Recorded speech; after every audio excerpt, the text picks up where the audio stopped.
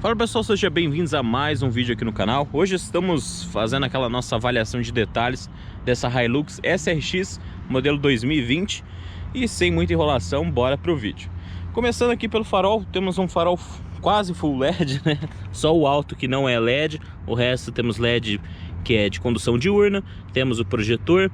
A única coisa que eu não gostei desse carro foi que eu achei que o projetor é muito apontado para o chão. Eu tentei ver, mas não tem ajuste elétrico, né? Aparentemente ele é automático, então uma coisa que ficou devendo aí nele.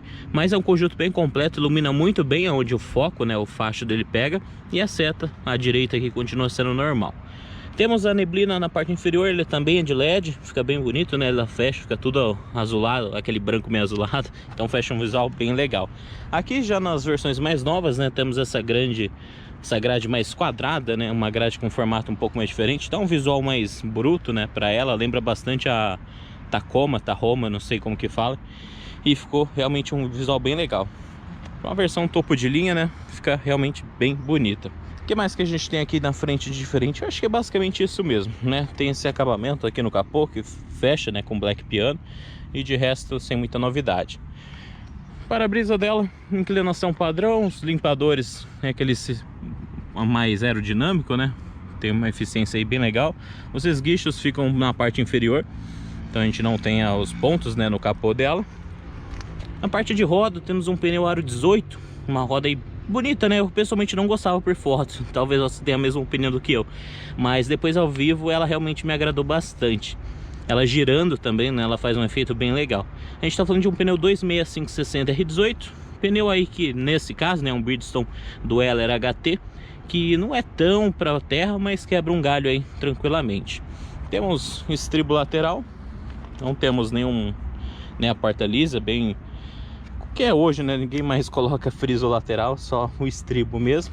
Temos o inscrito Hilux aqui. Nessa versão temos cromado nessa parte, repetor de seta. Temos aqui também cromado, o botão para chave presencial, cromado na traseira e o cromado toda essa região aqui. O rapaz da moto resolveu ligar bem na hora que a gente estava gravando, mas vamos lá. Ainda falando de cromado, temos todo o para-choque traseiro cromado, né? Metal, então resistência aí boa. Na lanterna traseira, do lado esquerdo, a gente vai ter neblina. E do lado direito, deixa eu chegar aqui para vocês, temos a ré, né? Então fica esse efeito. Cromado do puxador. Falando do puxador, temos a câmera de ré localizada aqui. Fica bem discreto, né? Quase não dá para perceber. Brake light isolado na parte superior. Inscrito Hilux SRX. E aqui esse adesivo aqui, esse logotipo, sei lá qual é o nome. Tem um nome bonito para esse aqui. Dos 50 anos, né? Hilux fez 50 anos aí de modelo mundial. E agora ela... meio que uma edição de comemoração, né? Pelos 50 anos da Hilux. Ainda falando aqui atrás, temos a capota marítima de série nessa versão. Isso é bem legal, né? Infelizmente, muito carro ainda vem sem. Então aqui a gente tem ela original. Uma coisa que eu achei legal, né? Que eu vi dela em relação a Triton, né, que a gente tem de referência, é que ela realmente, para subir, né, até demorei para pensar nisso na hora que a gente precisou, a gente tem esse degrau, né, para subir, que é bem comum, né, a maioria delas tem. Na Triton, como só tem nas bordas, a gente acabou nem se tocando na hora de subir, né, porque a tendência sua é pensar, vou subir pela lateral, não tem nenhuma opção. Aí você vai subir na traseira, né, você tem um degrau que a Triton infelizmente não tem, ela só tem esses laterais que são bem altos, claro, dá para usar, mas a experiência é um pouco diferente. Ah, aqui é alusivo, lembrei o nome. Alusivo à versão 50 anos. Outra coisa legal, temos tranca, né? Tem a tranca aqui para fechar o porta-malas, porém não é elétrica, tá? Vale ressaltar isso daí. Aqui temos uma proteção já, né? Série nela. Eu acredito que seja de série, senão eu acho que a Toyota teria me avisado. Mas eu acho que é de série sim. Também temos toda a proteção aí da caçamba. É uma caçamba bem grande, né? Se eu não me engano são 1000 litros de capacidade e 1 tonelada de capacidade também. Temos 4 pontos de ancoragem. Eles não são bem na traseira, mas já o suficiente aí para atender bem. E é basicamente isso. Padrãozão, abre aqui, puxa, gira lá para frente. E 2 alças de presilha e 2 barras de sustentação. Para fechar, o peso é padrão, não é muito leve não, mas pelo menos a fechada final dela é muito boa. Adesivo 4x4, tradicional dela aí. E uma coisa que me chamou a atenção é esse vão, né, que fica nesse espaço aqui. Na Triton ele é bem fechadinho, aqui ele fica um pouco espaçado. É estética mesmo, né? Provavelmente você nem vai reparar nisso, mas é uma coisa que eu reparei, que eu vi que a Triton é bem mais fechadinha, dá um visual mais, sei lá, é mais estético mesmo. De resto, é uma caixa de roda traseira grande, né? Na traseira, como ela tem o trabalho de carga, ela fica um pouco mais baixa. Do lado direito a mesma coisa, tem muito segredo. E a caixa de roda dianteira é fechada já mais fechadinha, né? Tem aqueles borrachões que isolam o motor da parte do barro. E é basicamente isso. Só mostrar o desenho do pneu melhor para vocês. E é isso aí. Mais um alusivo, né? Hilux aqui no farol. É isso. Então, esteticamente, visual, me agradou bastante. Confesso que essa cor aqui, assim, mata a pau. Não tem ninguém na rua que não para olhar esse carro, né? Ele chama muita atenção. Daqui a pouco eu vou ligar o farol para vocês verem como que fica. Mas é um carro que limpa assim, bonitão. Rapaz, chama muita atenção. E não tem como dizer, né? Ela tá num porte muito legal. Eu vou mostrar ali dentro, mas tirando o espaço interno da parte traseira, que eu achei um pouquinho ruim para um carro desse tamanho, mas de resto é um porte muito bacana a Hilux, né? Confesso que eu não era fã muito do modelo, né? Eu sempre preferi as outras, mas depois de andar nela nessa semana toda, vou confessar que me encantou bastante. Mas isso a gente vai falar em outros vídeos, então bora conhecer lá por dentro. Como de costume, vamos começar pela porta traseira. Trava de criança, fácil acesso, botãozinho rapidinho, bem legal. Carro que eles chamam carro de trabalho, né? Ou seja, uma picape, costuma ter o máximo de plástico possível para facilitar na limpeza. Aqui não é diferente. Toda essa região é plástica. Aqui a gente tem um acabamento black piano bem bonito. A única região que é couro mesmo é essa daqui, né? É pequena, mas tem, né? Pelo menos é um capricho que, por exemplo, lá na Triton a gente não tem. Gesto do plástico, um bom porta-garrafas, né? Aqui cabe uma revista aqui, provavelmente, um objeto. Caixa de som na parte inferior. Visualmente, né, eu acho bonito o design, né? Realmente passa uma sensação boa, porque algumas picapes realmente não agradavam muito. Aqui eu acho que a Toyota acertou. Outra coisa legal, o vidro abre todo, né? Ela tem essa opção de abertura total. Alguns carros também param antes, aqui não, ela abre todo. Então você consegue, né, para aquele pessoal que anda armado, fica bem mais confortável. O vidro é one touch para todo mundo, isso também é bem legal. Aqui é um acabamento black piano, né? Às vezes suja, marca dedo, né? É um acabamento que eu sou muito fã para esse tipo de carro, mas pelo menos tem. Questão de banco, pessoal. Ó, espaço, vamos começar pelo espaço, né? O banco tá todo para baixo, todo para trás, padrão do nosso canal de teste, cheio de mosquitinho aqui. Uma coisa legal é que o banco ele faz uma curva boa para aproveitar, né? Se você olhar ali, dá para ver que o banco é bem fino, né? Isso não atrapalha na estrutura, é mais uma questão de aproveitamento de espaço. Temos o zíper bem aparente aqui, mas, né, eu acho que para esse tipo de carro não faz tanta diferença. O banco é bonito em cima, né? Tem um design legal, bem quadradão. Assim, no geral, eu acho que o banco é bem positivo. Agora, a questão de espaço, ó, eu vou ter um palmo pouco aberto assim, não chega a ser aberto total, né? Um palmo semi-aberto, vamos dizer. Porta-revista também tem. Temos saída de ar ali. Mas voltando aqui, é um carro que de primeira você olha assim e fala apertado, né? Não gostei tanto. Mas a altura do banco, né? Essa altura aqui em relação ao chão é muito boa. Então, se a pessoa não tiver as pernas tão compridas, dá pra ir bem nessa situação aqui tranquilamente. Porque realmente vai estar, assim, com o joelho não tão inclinado como costuma ser nesses carros. Outra coisa legal, deixa eu trocar de mão aqui. Ela tem o formato concha para quem vai atrás também. E para quem vai no meio, ele já é mais retão, né? Tem acaba ficando um pouco deslocado. Então, acaba que a pessoa mais magra fica para trás e a pessoa, né, mais magra do meio fica para frente. Então, é uma maneira até de aproveitar espaço e não ficar ombro empurrando o ombro. Aqui acaba alojando bem, né, as pessoas. Temos encosto de cabeça para todo mundo. Os três ocupantes, o do meio é esse sistema maiorzinho aqui, né? Para fechar aqui. Temos essa opção para duas pessoas terem dois porta-copos e um apoio de braço, bem legal. E aí a gente tem esse sistema bipartido, né? Que dá para ver aqui, que dá para você erguer o banco, aquele banco menor você ergue. Tem alguns acessos, né? Algumas coisas que tem ali embaixo, de chave de roda, nessas coisas, fica localizado embaixo do banco. Então você acaba, acabei esquecendo do cinto, Isofix. Então ali você tem a opção, né, de levantar, quer colocar um objeto mais alto, alguma coisa. É uma opção, né? Não achei tão viável, mas é uma opção aí para quem precisar. Uma coisa legal também, tem duas alças aqui em cima. Dá para colocar, sei lá, amarrar alguma sacola, algum objeto maior. Temos alça de teto para todo mundo aqui atrás. Iluminação traseira é mais essa daqui, que nem fica tão para trás, né, mas tem. E as dianteiras ficam localizadas ali. Então assim, eu achei que o espaço ficou devendo um pouco. Um carro desse porte, sim, poderia ter muito mais espaço do que tem aqui. O acesso é fácil, né? Dá pra ver aí, ó. Agora na porta dianteira, se repete mais ou menos o padrão. Plástico duro em cima, black piano no meio, cromado na maçaneta. Sistema padrãozão, né? De Toyota. Vidro montante para todo mundo. Trava e destrava da porta, trava dos vidros. Retrovisor, ele tem rebatimento elétrico. Agora tá desligado, não vai dar pra fazer. E o retrovisor em si, né, elétrico, o ajuste elétrico dele. Então, assim, coisas que eu já vi em carro, né, normalmente eles fazem isso daqui ser automático na hora que você fecha na chave, fecha o vidro na chave. Esse carro não faz nada disso, tá? Ele é tudo manual. O próprio vidro, para fechar, você tem que fechar na mão. Ele não fecha nem segurando, nem nada. Ele simplesmente não fecha. Se fecha, tem que fazer uma mágica para fechar, porque você segura, aperta, faz o que quiser que ele não fecha. Então eu realmente acho que isso daqui é uma coisa que você tem que ativar por fora, ou o próprio carro já tem um modo, você tem que ativar. Vai aí o critério de cada um. Temos um Twitter nessa parte superior.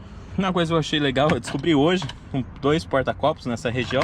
Saída de ar, cromadão aqui, black piano, nossa cluster. Volantão aí, bonito, eu gosto desse volante. Ele tem um formato mais quadrado, né, combina com o picape. Algumas picapes colocam volante esportivo, acaba não combinando muito. Aqui eu achei que combinou. Aqui nessa região temos essa alça, né? Uma alça bem legal, bem pra fora.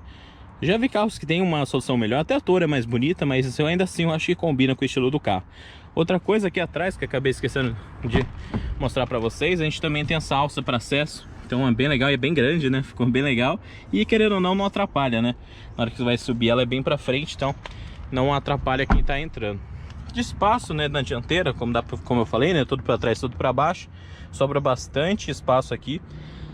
O volante ele tá deslocado para trás, ele tem ajuste de altura e de profundidade. Não vou mexer aqui agora, que ele vai despencar e vai só dar trabalho, mas ele ajusta tanto para cá, para cá, para cá e para cá. Um ajuste elétrico, sem muito segredo, para frente, para trás, ajuste da parte frontal, para quem gosta, né, de uma posição um pouco mais firminha, o encosto para frente, para trás. Padrãozão, muito útil, né? Poderia ser uma coisa mais popular em alguns carros. Uma pena que não tem memória, podia ter duas memórias aí já nela.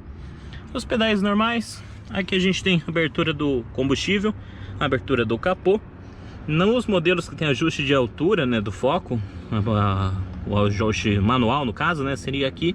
Esse modelo não tem. Estranho, né, um carro topo de linha não ter. Não sei se é porque é automático, mas o automático dele eu não gostei, então eu preferia manual. Chave de seta normal, macia. Comandos de som ficam localizados na parte esquerda. Comando de voz fica aqui, atender celular, desligar. Já do lado direito, comandos do computador de bordo fica aqui. E aqui temos volta, né? Praticamente computador de bordo mesmo que fica aqui. Aqui na parte de computador, né? Ele não tem nada automático, é o único que não tem essa função. Ele realmente é tudo manual.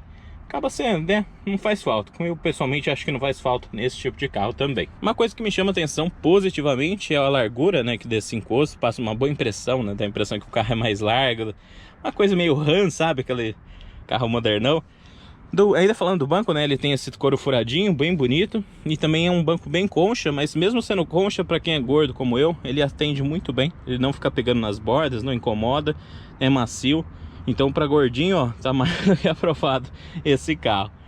Freio de mão padrãozão, nada eletrônico, nada elétrico. Botões Eco Mode e Power Mode.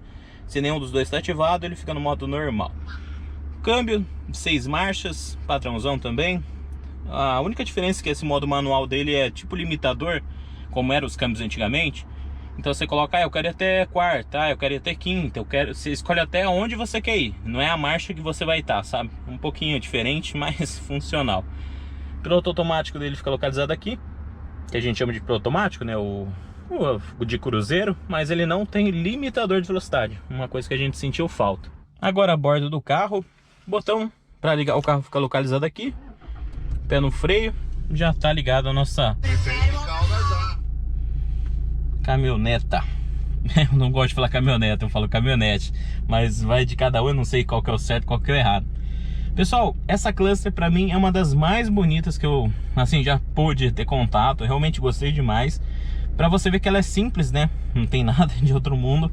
Mas tem o estilo copo que eu gosto, tem um fundo branco que eu gosto, computador de bordo central colorido, bem completo. Porém, não tem nenhum lugar com velocidade, né? A velocidade que você está naquele momento. Ele tem tudo que é tipo de coisa. Te fala de economia de combustível, quanto você gastou. Lembra muito do Prius, né? Mas até o Prius, o Etios, tem essas funções de velocidade que a gente não tem. A única coisa que você tem é parte, né, de economia. Aqui a gente tem bússola. Quando você tá com o GPS ligado, ele mostra as coisas aqui também. Parte de rádio, né, para você mudar rádio, estação. Se tiver o Bluetooth, qualquer outra coisa, né, tudo feito por aqui. O que mais que a gente tem? Mensagens, né, de algum erro. E configuração. A configuração dele é extremamente básica, não tem muita coisa. Idioma, unidade, modo eco, né, como ele vai ligar ou desligar. Sem novidades. Aqui mudaram algumas configurações. Eu tenho dois painéis, né, de informação de direção, então eu posso operar entre eles. Tela suspensa, cor, economia, inicialização, que é aquela coisa bonitinha, né, que ele mostra. São detalhes, né, que eu acho que não tem muito mais o que mostrar não. Mas eu realmente gostei muito da Cluster. Eu só achei os números pequenos, né. Deixa eu até puxar o banco aqui, o volante um pouco mais pra frente, para eu chegar um pouco mais perto. RPM, né, do lado esquerdo, velocidade do lado direito, temperatura, né, uma coisa que todo mundo gosta, não tem por que ficar tirando. E o combustível de ponteiro, assim, é o padrão, como que eu posso dizer, o padrão que todo carro para mim deveria ter. É exatamente isso daqui, muda o desenho, faz tudo, mas não sai desse layout que não vai dar bom.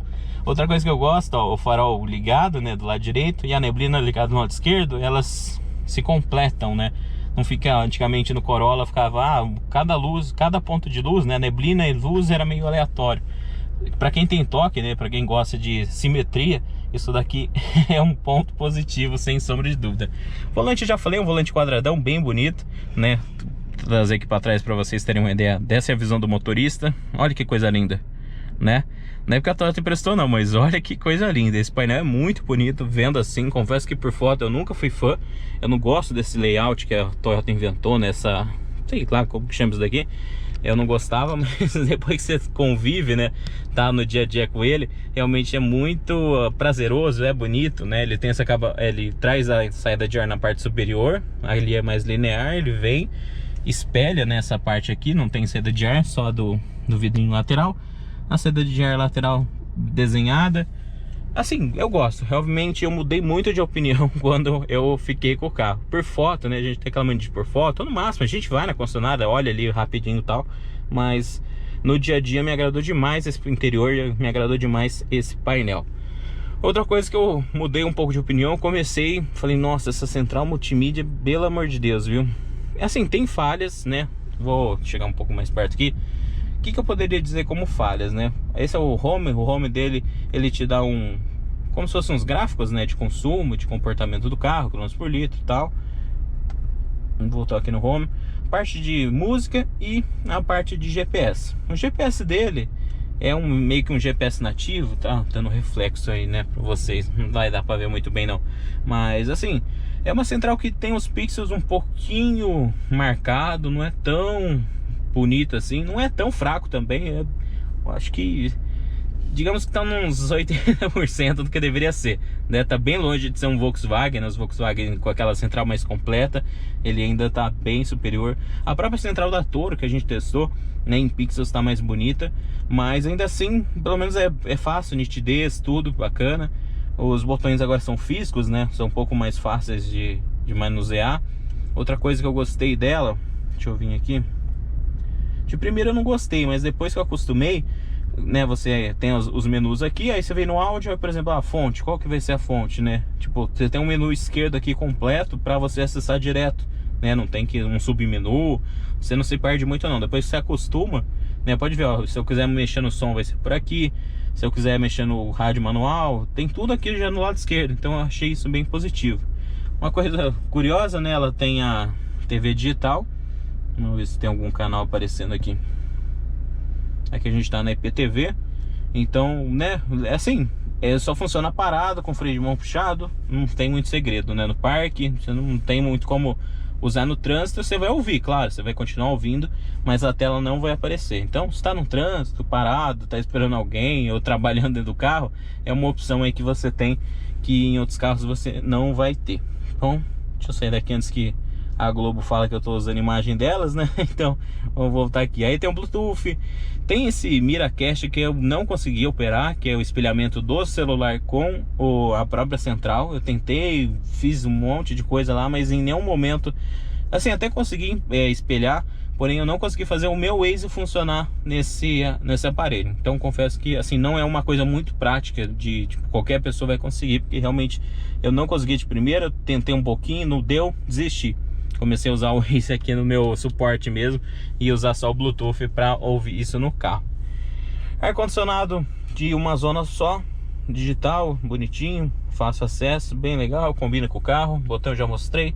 O 4x4 dele fica localizado aqui, por botão mesmo, né? Tem quem não goste, mas para um carro, a vantagem disso aqui é que ele não deixa você fazer borrada, né? Se você botar ele e falar que não vai pôr, ele não põe e morre ali. Então é anti gente que não lê manual, como é meu caso.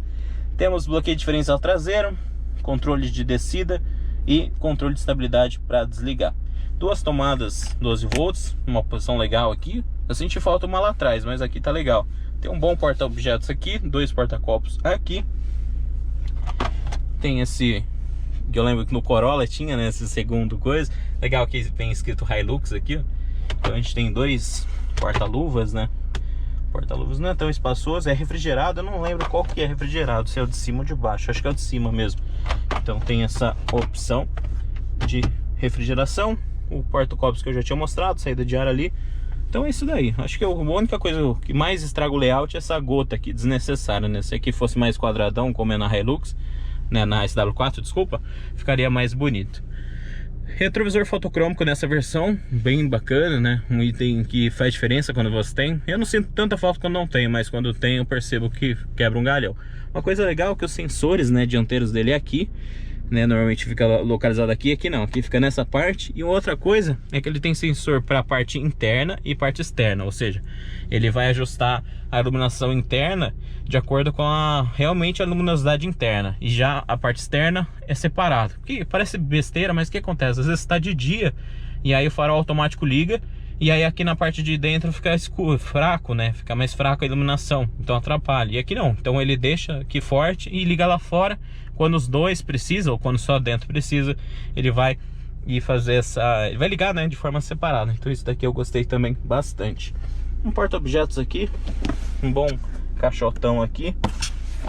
Aqui ó, deixar a maleta, né, de referência, mas mesma coisa. Espaço legal. E é isso, pessoal. Eu já mostrei as alças de teto, o porta-óculos aqui, o teto preto, né? Assim, para esse tipo de picape, para mim, todas deveriam ser desse teto preto. Não tem lógica uma picape vir com teto branco, não. Aqui não vai dar para ver muito bem, mas é um veludo muito legal. Ele só vai até aqui, deixa eu acender aqui. Aqui já é plástico, né? Aqui tem algumas orientações do 4x4. Para quem tem preguiça de ler o manual, já tem boas dicas aqui do que fazer. E realmente não vai dar para ver, mas é um veludo bem bacana. Iluminação para desligar, né, o sensor interno. Se vai deixar algum animal dentro do carro esperando, tem esse botão aqui. Essa iluminação bem safada, né? Bem carro velho, podia ter uma coisa mais bonita, mas pelo menos tem. Ajuste de altura do cinto. O que mais? Acho que é isso, pessoal. Temos... uma coisa legal, ele tem sensor de cinto dos dois da frente, né? Tem que não gosta, mas eu gosto. Eu acho útil para avisar realmente a pessoa que precisa usar. E ele atrás, ele não tem o sensor do banco, mas se você colocar o cinto e tirar, ele avisa, ó, alguém tirou o cinto lá atrás, né? Então ele não tem o sensor que tem alguém lá, então você pode andar sem cinto atrás, mas se você colocar e tirar, ele vai te avisar. Ele tem todos os desenhos, né, dos frontais e dos traseiros. Então é isso daí. Central eu já mostrei. Nosso reloginho clássico aqui, né? Pessoal, é assim, né, a gente brinca, parece der rei e tal, mas depois que você tem um reloginho desse no carro, você não quer saber de mais nada. Eu tenho, né, a Pajero aqui em cima, a Triton não tem em lugar nenhum, só na central mesmo. E de falar, é muito mais natural e rápido você olhar um negócio analógico desse do que ficar procurando no próprio carro.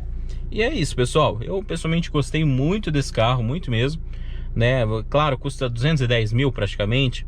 É um carro muito caro, né? Poderia ter mais coisinhas, alguns detalhes a mais, poderia, mas não é um carro que, assim, tem coisas que faltam críticas, né? São coisas a mais que alguém que já teve um carro que tinha e vem para esse não tem, talvez siga sentindo falta disso. Essa versão já tem 6 airbags, tem controle de estabilidade, controle de tração, então da parte de segurança ele é bem legal.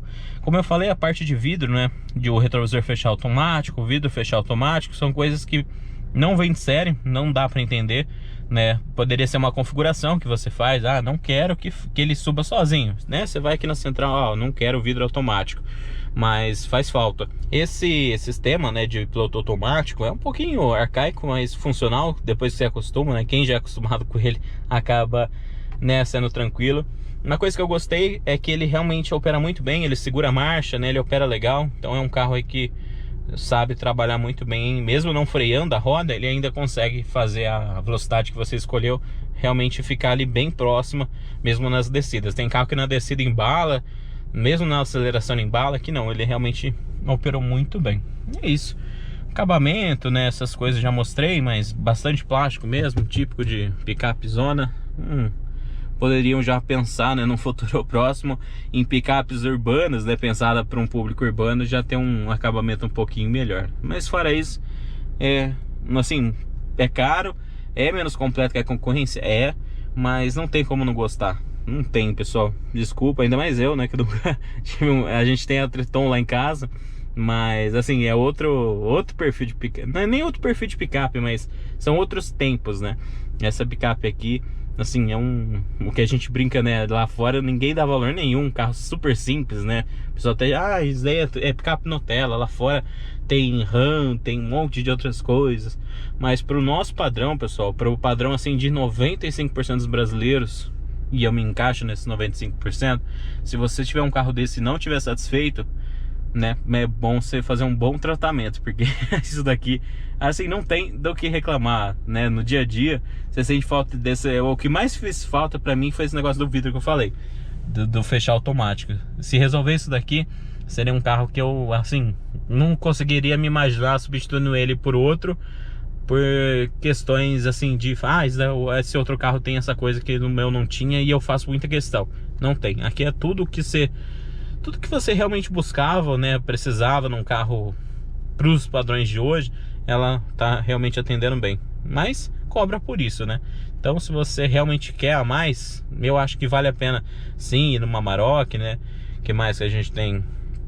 Acho que hoje a Amarok é referência, né? Em itens de série eu acredito que não tenha nada, né? Uma Amarok V6 realmente vai superar aqui em motor, né? O motor dela, eu comentei em outros vídeos, mas o motor é eficiente, não é a 7ª maravilha do mundo, mas é eficiente, não vai ter situações que você vai se agoniar porque não tem motor, não. Ela tem um torque muito bom e atende muito bem. Então é isso, assim, né, se você está assistindo esse vídeo, tem muitos outros vídeos desse carro, tem vídeo andando na rua, na cidade, na estrada, na rodovia, na estrada de terra, em todas as situações. Então, se você quer saber mais desse carro, assista os outros vídeos também, né? Aqui eu tô dando uma pincelada extra aqui no final, mas esses detalhes de comportamento, consumo, tudo, tem os vídeos específicos para isso. Então eu vou deixar vocês com essa bela vista do que é, né, dirigir uma Hilux dessa. Eu sei que muita gente, né, é o sonho de consumo de muita gente ter uma Hilux dessa. Nunca foi o meu, eu sempre achei eu tive birra, né, da Hilux, por ela ser cara, né, superfaturada perto das outras, mas hoje todas estão tão caras, né? Tem opção melhor, claro que tem. Eu ainda prefiro né, eu sou muito fã da Ranger. A Ranger é uma das picapes preferidas minhas, né? Mas não tem como andar nisso, não tem como andar numa SRX dessa e falar assim, sair insatisfeito, sabe? Eu acho que essa é a palavra. Não tem como ficar insatisfeito. Você pode querer mais, mas isso não quer dizer que você está insatisfeito com o que ela entregou aqui, beleza?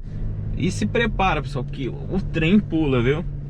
É a primeira coisa, eu acho que é a mais importante desse vídeo. esse carro ele realmente pula muito. Vazio, a traseira dele é muito ruim. Ele consegue sim ser pior do que a Triton, que eu achava que já era ruim. Então é nessas daqui que eu, né, eu sei que vou tomar bronca, vou encher meu saco, mas se você não tem a mínima necessidade de um carro que vai aguentar muita carga, que vai aguentar paulada, que vai aguentar ignorância, a Toro é muito mais gostosa e confortável para você que às vezes pega uma estrada de terra como essa, às vezes, né, vai num sítio, às vezes vai visitar um amigo no, né, que tem sítio, vai visitar um hotel fazenda, vai fazer uma coisinha extra ali. É nessas horas que você vai sentir que esse carro aqui vai aguentar, mas não tem nenhum tipo de conforto. Ainda mais se ele não tiver com... Se tiver carga, né? Ah, Fernando, mas eu tô andando com 5 pessoas, tô andando com muita carga, aí esse carro fica gostoso, né? É inegável que com peso na caçamba esse carro melhora muito. Mas nosso teste tem que ser justo, né? Como foi com a Toro aqui vazia, que tem que ser vazio também. E aí nesse cenário ela realmente é bem desconfortável. Então vocês estão vendo, ó, a Ipanema ali na frente vai fazer exatamente o mesmo circuito que eu. Vai tirar de letra. Choveu ontem, mas já tá sequinho aqui de novo. Então, até dá distância pra ele não achar, né, que eu tô querendo ultrapassar ele. Mas vai ser bacana ele lá na frente, exatamente pra vocês verem, né? Até um rapaz comentou, ele tinha um cadete, olha que coincidência, né? Paneminha e cadete aqui. Que ele comentou, ele falou, cara, com o meu cadete eu fui em lugares, né, que eu já vi F250, F1000 atolar.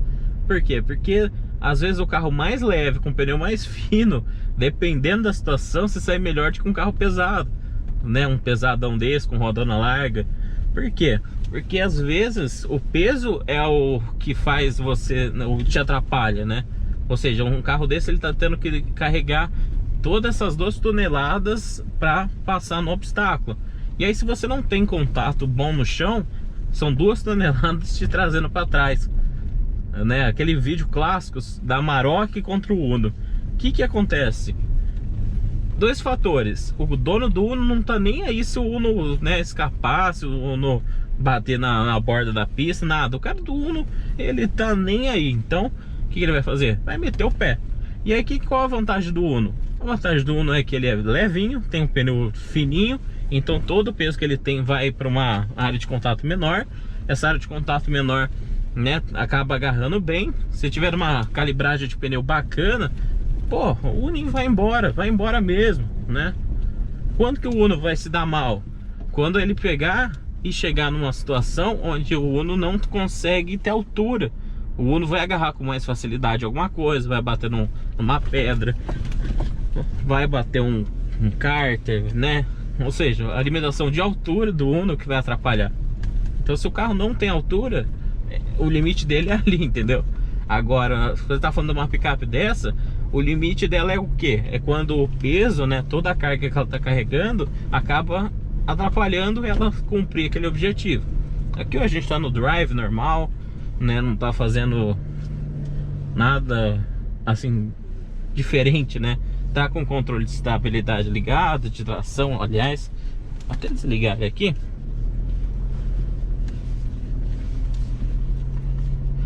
Agora, não sei se ele desligou mesmo ou não. Tá desligado. Só pra ver se faz alguma diferença. Mas esses carros também, pô, né? Como você falou, se a Ipanema dá conta, esse carro vai dar conta tranquilamente, como vários outros carros que a gente já passou aqui dá conta. Só que ele dá conta de forma totalmente desconfortável. Tenho certeza que a cabeça do nossa amiga da Ipanema tá bem mais chacoalhando bem menos do que a nossa aqui. Mas é gostoso, sem sombra de dúvida. É que eu falei, bota um saco de areia ali na caçamba, pô, fica uma delícia o carro, né? Tá em várias pessoas, né? A outra coisa que eu não sei se foi nesse vídeo que eu comentei, você tava em várias pessoas, né? Eu tô em 5 no carro e mais todas as malas ali no porta-mala. Eu não vou ter que fazer isso que ele tá fazendo ali, ó. Tá vendo que ele tá perdendo tração, tendo que ir devagar, com medo, né, de bater alguma coisa. Normal, é o limite da altura do carro que ele tem. Agora, eu não tenho esse limite. Eu podia estar lotado de gente aqui que o carro ia se comportar do mesmo jeito. Então acho que isso daí também é a diferença. Claro, bom, diferente o preço da Ipanema pro meu carro aqui, né? Mas não é nem nesse sentido, mas de falar que se você tem uma picape, né, ela tem uma distância de solo maior, melhor, tudo isso vai convertendo em facilidade, né, para esse tipo de uso. Você fica olhando ali, ó, você vê que as pedrinhas tá passando um trizinho para pegar no, né, na suspensão, no escapamento. Então é esse tipo de coisa que eu até falo, né, os aventureiros urbanos, ele mora até aqui, ó, ou seja, ele usa provavelmente todo dia o carro para andar aqui e tá ali firme e forte. Mas o que é esses SUVzinhos compactos, né, os famosos, é o crossover, né, que a gente chama de SUV compacto. O que eles fazem de especial? Nada, ele só é um carro mais alto, simples, direto. Alguns nem mais alto mas no geral é isso que eles são, um carro um pouco mais alto. Olha, eu tô sem controle de estabilidade, dá pra perceber que às vezes uma roda perde da outra, mas fica até mais gostoso de dirigir. Fica bem confortável. Mas é isso. Então, fica até sempre mania de falar uma coisa e esquecer de outra. Então assim, as mãos, só pra vocês terem ideia do contorno que ele faz. Tá vendo? É um carro gostoso, sem dúvida. Não tem como falar, pô. Ah, e tem outra também. Agora o pessoal falou que picape raiz é só D20 e F1000. Aí teve um que falou que picape raiz é só Dodge. Não tem nem que F250. Onde que é raiz? Aí pra ser raiz tem que ser Dodge. Tem que ser Dodge. Não liga pros barulhos, não, que é minhas moedinhas aqui do cofrinho. E tem que ser Dodge, né? Então tem que ser manual. Eu descobri que picape automática é Nutella. Que mais que ela tem que ser? Tem que ser velha, basicamente tem que ser velha, manual, né? Não sei o que mais que tem que ter para ser raiz.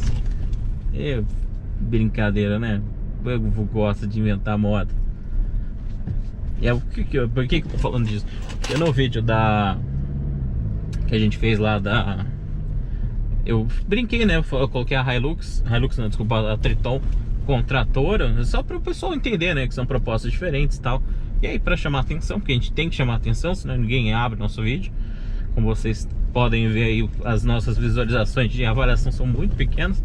Aí faz parte, né? A gente está crescendo aí, tentando crescer nesse segmento também. Mas voltando, né? Aí o pessoal falou, pô, mas as duas são Nutella. Aí eu falei, porra, uma Triton dessa que aguenta uma paulada, você pode botar água até o teto que a bicha anda. E não, é Nutella também. Mas pensa, um povo chato, é picapeiro. Várias pessoas vieram no meu Instagram comentar sobre isso. Parece opaleiro, sabe?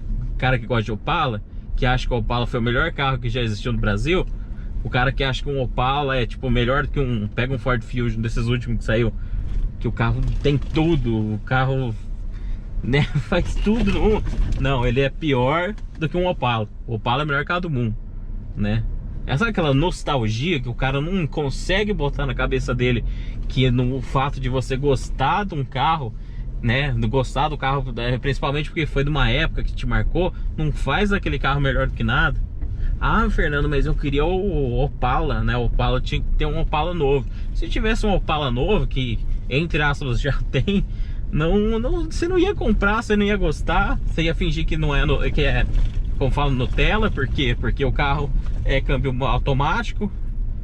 Um trechinho ali bem maneirudinho pra gente passar, entendeu? Então as pessoas, nossa, é uma frescureira, é uma chatice. Não vou nem ligar nada, tá? Tá no controle de estabilidade desligado.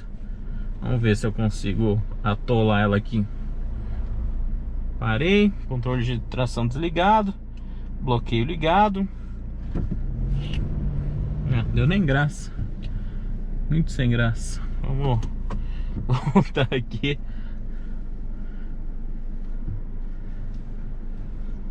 Passar de novo aqui. Dar um pezinho aqui.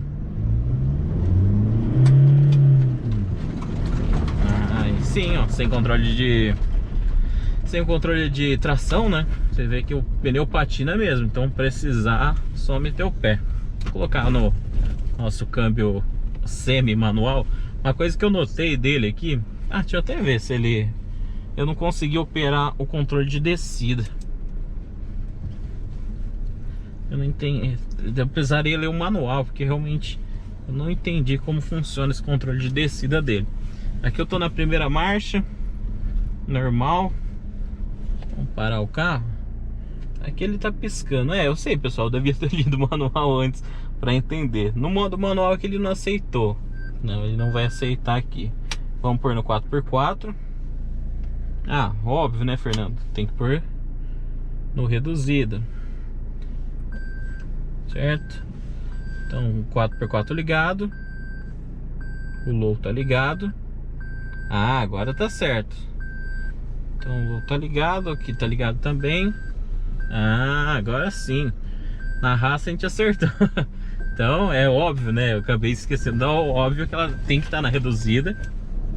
Ó, como ela segura bem. Aqui, eu não sei se vocês estão vendo, mas é uma baita de uma rampa ali, ó. Então... Agora eu não sei se o low entrou, se ele tá piscando só pra falar que tá no low, ou se o low não entrou, por isso que ele tá piscando. Mas acredito que tenha entrado sim, acho que é uma maneira de você não ficar andando na reduzida à toa. Mas mais uma vez, pessoal, leia o manual antes de fazer, tá? Daqui eu realmente estou fazendo de olhudo. Vou até parar aqui. Desligar a nossa reduzida. Vamos ver se ele continua fazendo o controle de descida. Continua. Eu acho que ele não ativou aquela hora a reduzida. Acho que ele estava avisando pra gente, ó, do jeito que você fez não tá certo, então não vou ativar. E essa é uma vantagem de um carro como esse, né? Ele como fala? Eu tô sem pé no freio nada, tá, pessoal? Ela tá descendo só no controle mesmo de descida. Não tem outro termo pra usar, é anti-burro, né? Ignorante, que nem eu, que quer fazer as coisas com o carro sem ler o manual, né? Vamos desligar aqui nosso controle de descida. Vou manter o 4x4 agora, né? A gente estava só na traseira. Vou pôr o 4x4 para subir aqui. Vamos... esse manual aqui eu não achei graça nenhuma. Ele limita a velocidade, a marcha, né? Ele não deixa na marcha que você de fato quer. Nesse sentido eu achei o da Triton bem mais inteligente. O 4x4 puxando bem.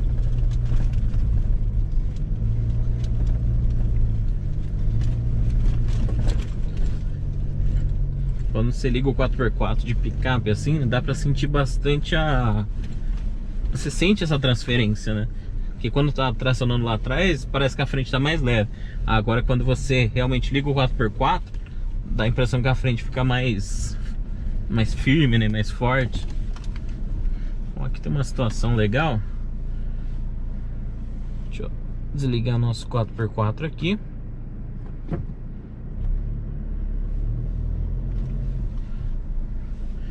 Tudo isso, pessoal, você tem que ler o manual, tá? Por que eu tô falando de ler o manual? Porque tem coisas, por exemplo, igual eu desliguei o 4x4.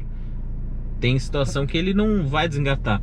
Mas o legal da eletrônica é isso. A eletrônica não deixa você fazer besteira. Na minha Pajero, né? Se eu fizer qualquer besteira, não tem eletrônica ali pra me proteger da besteira que eu tô fazendo. Então eu vou quebrar meu câmbio, né? Vou quebrar minha reduzida, vou fazer as cagadas, vai dar ruim. Então aqui, né, até para quem não tem experiência, não leu o manual como eu, vai estar muito bem atendido. Porque ela realmente, ó, Fernando, aqui do jeito que você fez, né, eu tenho toda uma regrinha, ó, aqui na porta tem regra para ligar o bloqueio diferencial. O que mais que tem? Acho que aqui, eu acho que é só essa, acho que é aqui que é o 4x4. É aqui, ó, fala tudo, como que você tem que fazer para passar de uma reduzida para outra. Então tudo isso tá escrito, né, é por pura pressa de gravar e, né, querer gravar o carro e testar as coisas sem ler antes o manual. Então, mais uma vez, é uma dica que eu dou: não faça isso antes de ler o manual. Porque nesse caso aqui ainda, né, não dá nada, porque realmente, como eu falei, a eletrônica me salva de fazer alguma coisa cagada. Agora, se eu fizer isso na Pajero, meu amigo, aí vai dar ruim. Daqui a pouco a gente até lê o manual ali e vê certinho como que usa esse sistema. Mas acho que tá bem claro aí pela minha voz que o carro balança bastante, né? Ele não contorna aí as imperfeições com certa facilidade. E é isso, pessoal. Acho que eu vou encerrar esse vídeo nesse primeiro trecho. E aí depois eu volto com outro vídeo, né? Pra não ficar uma coisa muito longa. E aí eu vou nesse vídeo, que eu vou... Agora mesmo eu vou ler essa listinha aqui, ó, pra falar pra vocês exatamente como que utiliza esse 4x4, o câmbio, como que liga um, como desliga o outro, pra poder falar pra vocês, beleza? A operação, né, das coisas do 4x4, reduzida, tudo, é meio que padronizado nos carros, tá? Então eu vou usar esse de exemplo, né? A gente tá aqui na nossa Hilux 50 anos, SRX, e eu vou mostrar pra vocês, né, como que opera o 4x4, as coisas aqui que ela tem. E é meio que padronizado mesmo, quase todo carro é a mesma coisa. Primeiro, tô andando no asfalto normal, né, pistas boas, essas coisas, eu não preciso inventar moda. Posso andar aqui no H2 normalmente, tem controle de estabilidade, tração, ou seja, tá seguro. Agora quero andar no 4x4, eu venho, facinho, engata aqui. Primeiro, volante, né, toda vez que a gente for engatar 4x4 ou coisas do tipo, não importa se é a Pajero, né, que é o manual, se é essa daqui que tem o botão, o volante reto é um erro que eu já fiz muito, de esquecer que o volante tem que estar reto para engatar o 4x4. E esse sistema ele aceita até 100 km por hora, ou seja, até 100 km por hora eu posso virar o botão ali pro H4 que ele vai aceitar. Se por algum motivo ele não aceitar, às vezes porque o volante está fazendo uma curva ou está fazendo alguma coisa, ele vai ficar piscando. Então aqui é um sistema seguro, ou seja, não vai ter dor de cabeça porque você tentou engatar uma coisa que não vai. Se ele sabe que não pode engatar, se não tem como, ele vai piscar a luzinha do 4x4, vai te avisar que não engatou e continuar rodando normal, sem tranco, sem quebrar nada, sem quebrar nenhum componente. Essa é a vantagem do eletrônico, né? Qual a desvantagem do eletrônico? Porventura, você realmente precisa, você tem que forçar, você caiu meio torto na vaga e você quer o 4x4, aqui pode ser que ele não ative alguma situação que você vai precisar, né? Você, sei lá, caiu numa vala, tá com o carro torto, volante torto, o 4x4 não vai entrar. Quando você tem alavanca, na ignorância, né, você vai lá e engata, né, fala, vai engatar sim. Então essa é a única vantagem, né? Você não tem uma coisa eletrônica entre o 4x4 e o que você quer. Então você vai lá, às vezes até raspar, né? Vai dar uma impressão que vai quebrar alguma coisa, mas você vai estar fazendo isso seguro. Agora, eu quero passar para reduzida, né? O que eu tenho que fazer para passar para reduzida?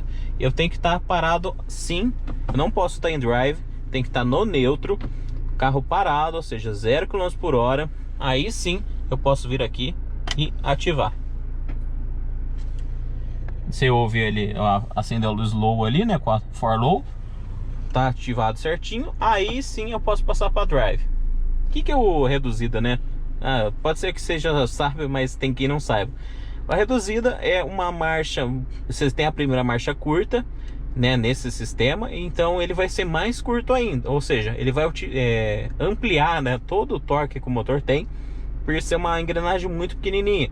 Então não é uma velocidade, não é uma marcha, né, uma reduzida não é para você ter velocidade, e sim você ter força. Então eu vou rebocar uma coisa forte, vou puxar um carro, né, que quebrou, atolou ali, e você precisa de muita força, é para isso que a reduzida serve. Às vezes em alguma situação a reduzida, né, vai te tirar do atoleiro, tem várias situações que você pode usar, mas é bom você sempre lembrar que a reduzida é diferente de velocidade. Então se você precisa de velocidade, a reduzida você não vai usar.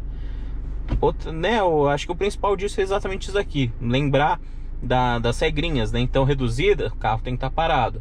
4x4, o volante tem que estar reto, né? São coisas que para muito, né? Quem já está acostumado, é óbvio, Fernando, né? Ou tá no manual, né? Mas aqui é até interessante, o da Hilux vem aqui, ó, tá tudo, né, bem escritinho aqui. Mas nesse, né, no caso aqui, às vezes realmente você pega um carro de alguém, ou você pega o carro pela primeira vez, não deu tempo de ler o manual, ou você precisa de uma situação, são meio que as coisas básicas que você tem que saber para utilizar. Agora eu quero sair do 4x4, né, do reduzida. Virou, ele vem automático. Ele tem esse push também, que às vezes ele te limita, né, ele não deixa, então é uma maneira de você forçar a barra. E eu tenho um bloqueio diferencial traseiro, né? Isso é uma coisa que pode salvar aí. Ó, Tá vendo? Ele não deixa você fazer, ó. Ele falou, Fernando, você tá fazendo errado. Então você pode apertar à vontade que ele não vai deixar. Agora se eu tô na 4x4 reduzida, engatou, você ouve o estralo, aí você vem aqui e aperta. Então ele mesmo mostra ali, ó, o TREC, né, que é o controle de tração, foi desativado.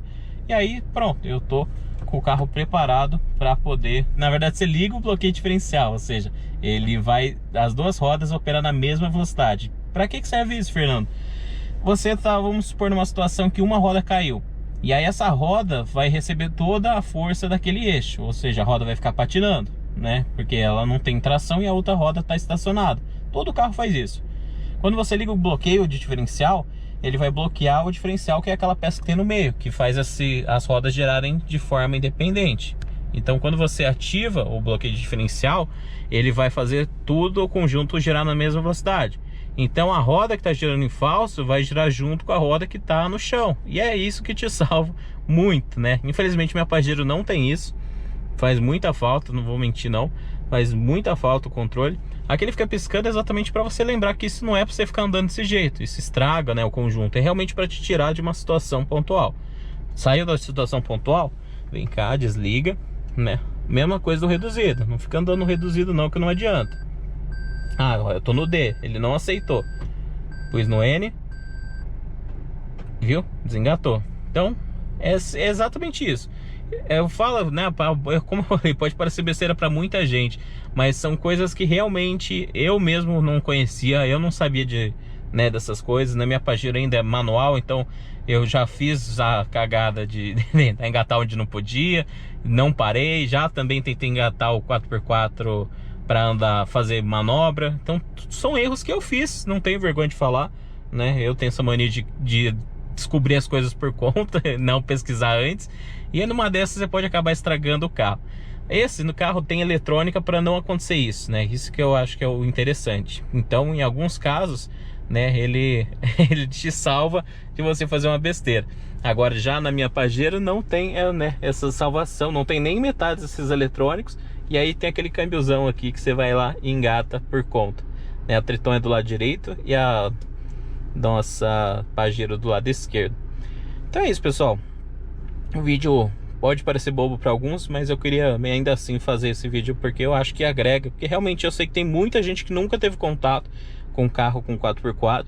Se já teve, eram os antigos, né? Então às vezes nem sabe como funciona uma tração dessa daqui. E te falar, viu? Quebra um galhão em algumas situações.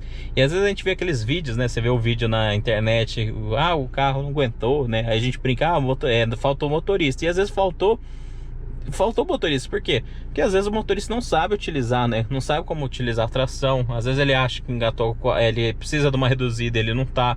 Às vezes ele precisa do bloqueio diferencial, ele não sabe usar, né? Eu mesmo, pô, várias vezes já peguei no drive tentando botar uma coisa que ele não aceita no drive. Ele precisa estar ou velocidade, ou volante, como eu falei, né? Que eu já fiz, de tentar manobrar com 4x4. Então esse vídeo, o objetivo era exatamente esse. Tentar ilustrar para quem nunca viu, né? Se você já viu, né? Ou até se eu falei alguma besteira, pode me corrigir aí no vídeo. Mas meu objetivo é tentar passar essa informação para quem nunca teve contato com um carro desse, né? Então acho que às vezes acaba sendo a chance da gente entender. E aí quando for chegar, né, você vai ter experiência, né? Chegar no momento que, nossa, que legal, né? Tive a oportunidade, ou vou andar no carro de alguém, vai lá e já vai saber mais ou menos como as coisas funcionam, beleza? Então é isso que eu falei aqui, é meio que funciona para quase todos os carros, tá? Volante reto, né, no velocidade parada, no neutro. Tem um câmbio manual que vai ser muito parecido, as coisas também não vão mudar muito não. Vão ser vídeos aí bem parecidos. E aí depois eu mostro na própria Pajero, né, o que vai mudar, mas é bem parecido, beleza? Então é isso, pessoal. Um forte abraço e obrigado aí pela audiência e até o próximo vídeo.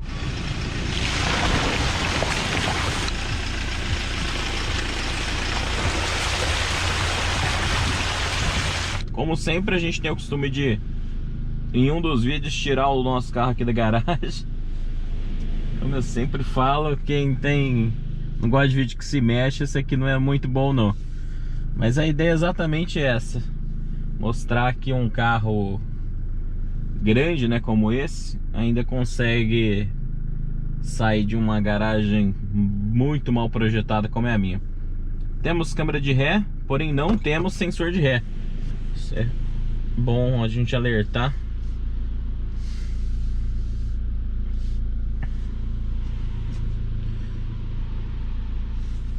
Essa minha garagem é aquela que você tem que torcer pra mim. Não é todo mundo ter carro, porque quando todo mundo tem carro, pra sair é bem complicado. O ângulo de giro dela, por ser, né, um eixo muito grande, um entre-eixos, né, no caso, é meio complicadinho, mas dá pra se virar. Agora, uma coisa que incomoda um pouquinho na hora da ré, ela tende a perder a tração muito fácil. E como aqui eu tenho que sair meio que de diagonal, às vezes ela perde um pouquinho a tração em uma das rodas. A vantagem da câmera de ré é isso aqui, ó. Eu consigo ver até onde que tá o pilarzinho. Porém, faz falta sim, viu? Um sensor de ré. Por segurança, né? Segurança nunca é demais. Vou apertar um pouquinho aqui pra câmera ficar boa.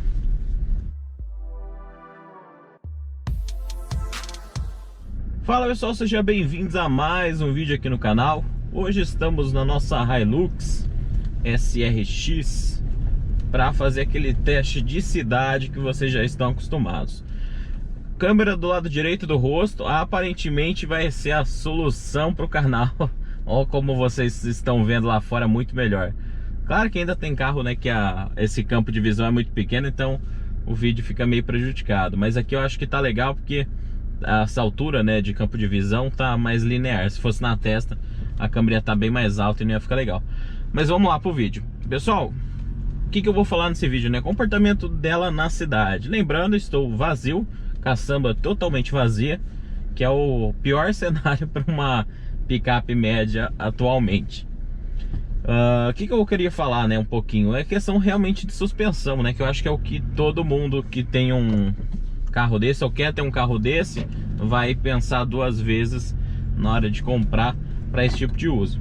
Quando você está andando numa cidade que tem um asfalto legal, né, avenida, essas coisas, dá assim para acostumar tranquilamente. Ela é até confortável, você vê que a suspensão dianteira, né, principalmente, tem um conforto aí bem gostoso. Ela é um pouquinho mais macia. Mais uma vez vou usar a Triton de referência, né? Eu sempre uso ou o último carro ou o carro que a gente mais teve contato da categoria. Então hoje o comparativo vai ser mais com a Triton. Então se você já andou de Triton, né, e não andou nesse carro, é a referência que você vai ter. Então ela é um pouquinho mais macia na frente que a Triton, pouca coisa, mas é. Porém na traseira eu achei que a Triton na cidade é mais confortável. Eu não sei se é amaciamento de amortecedor, nem sei se existe isso, eu acredito que não, né? Não faz muito sentido. Mas realmente eu achei que a Triton, que pula também, não é um carro confortável, mas eu achei que a Triton sabe contornar melhor a caçamba, né? A carroceria ali atrás, do que esse carro. Esse carro aqui, ele é esquisito demais.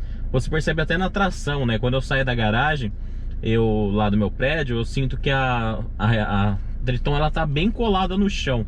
E essa daqui dá a impressão que é tão leve que quando você entra de diagonal, uma roda já perde o contato. Então realmente ela é mais leve, dá a impressão que ela é muito leve na traseira, e isso acaba fazendo ela pular ainda mais em situações ruins. Aqui, como vocês estão vendo, né, uma situação super tranquila. Ela passa em ruas apertadas, passa, né, ela é, de primeira assim você até estranha, porque ela realmente parece muito maior do que as outras, né? Mas é questão de acostumar exatamente por dimensão, né? Elas foram crescendo, né? Assim, mais pra cima do que pros lados de fato. Então de largura você não vai ver tanta diferença, mas a altura acaba dando essa impressão diferente de que ela é maior. É um carro imponente, assim, não tem o que dizer, né? Não sei que não tem muito a ver com avaliação, mas pensa um carro que chama atenção na rua, é essa daqui. Aí, claro, a gente tá numa versão topo de linha, né? Tirando a GR lá, essa seria a topo de linha, numa cor vermelha, mas é um vermelho tão bonito, mas é uma cor tão bonita e chamativa, porque querendo ou não, a gente tá acostumado, né? O carro branco, prato, branco, preto. um azul escuro ali. Mas olha como não tem carro colorido na rua. Então quando você pega um carro desse porte, desse tamanho, né, numa cor dessa, numa versão topo de linha assim, lindona, não tem que discutir, chama muita atenção. E então, né, para quem gosta e para quem quer ser visto, né, por aí, pode ter certeza, compra uma Hilux dessa daqui vermelhona que você vai fazer sucesso. Mas voltando aqui ao comportamento, né, a direção eu achei ela é mais leve sim que a Triton, né? A Triton realmente eu acho a direção muito pesada.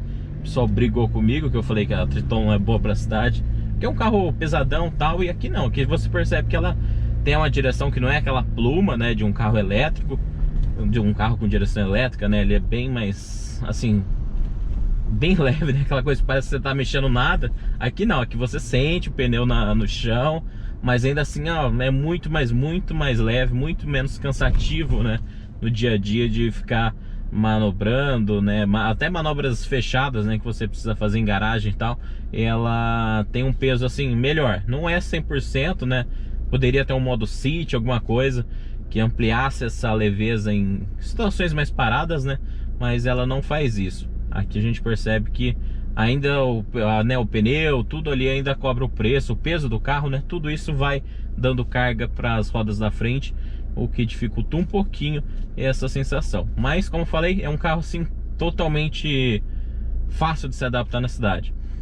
Largura tranquila, a suspensão eu acho que é o que mais cobra realmente. A traseira, como eu falei, a dianteira é muito bem trabalhada, não é aquele carro que contorna estranho tudo, tá? Isso é realmente a traseira. Então é aquele negócio, você pode botar peso, né, andar com peso, vai gastar mais combustível, vai, mas você pode sem, assim, problema nenhum, colocar uns sacos, né, de areia ali no fundo para tentar deixar ela um pouco mais confortável, falando no caso de uso na cidade, né? Só puxar aqui.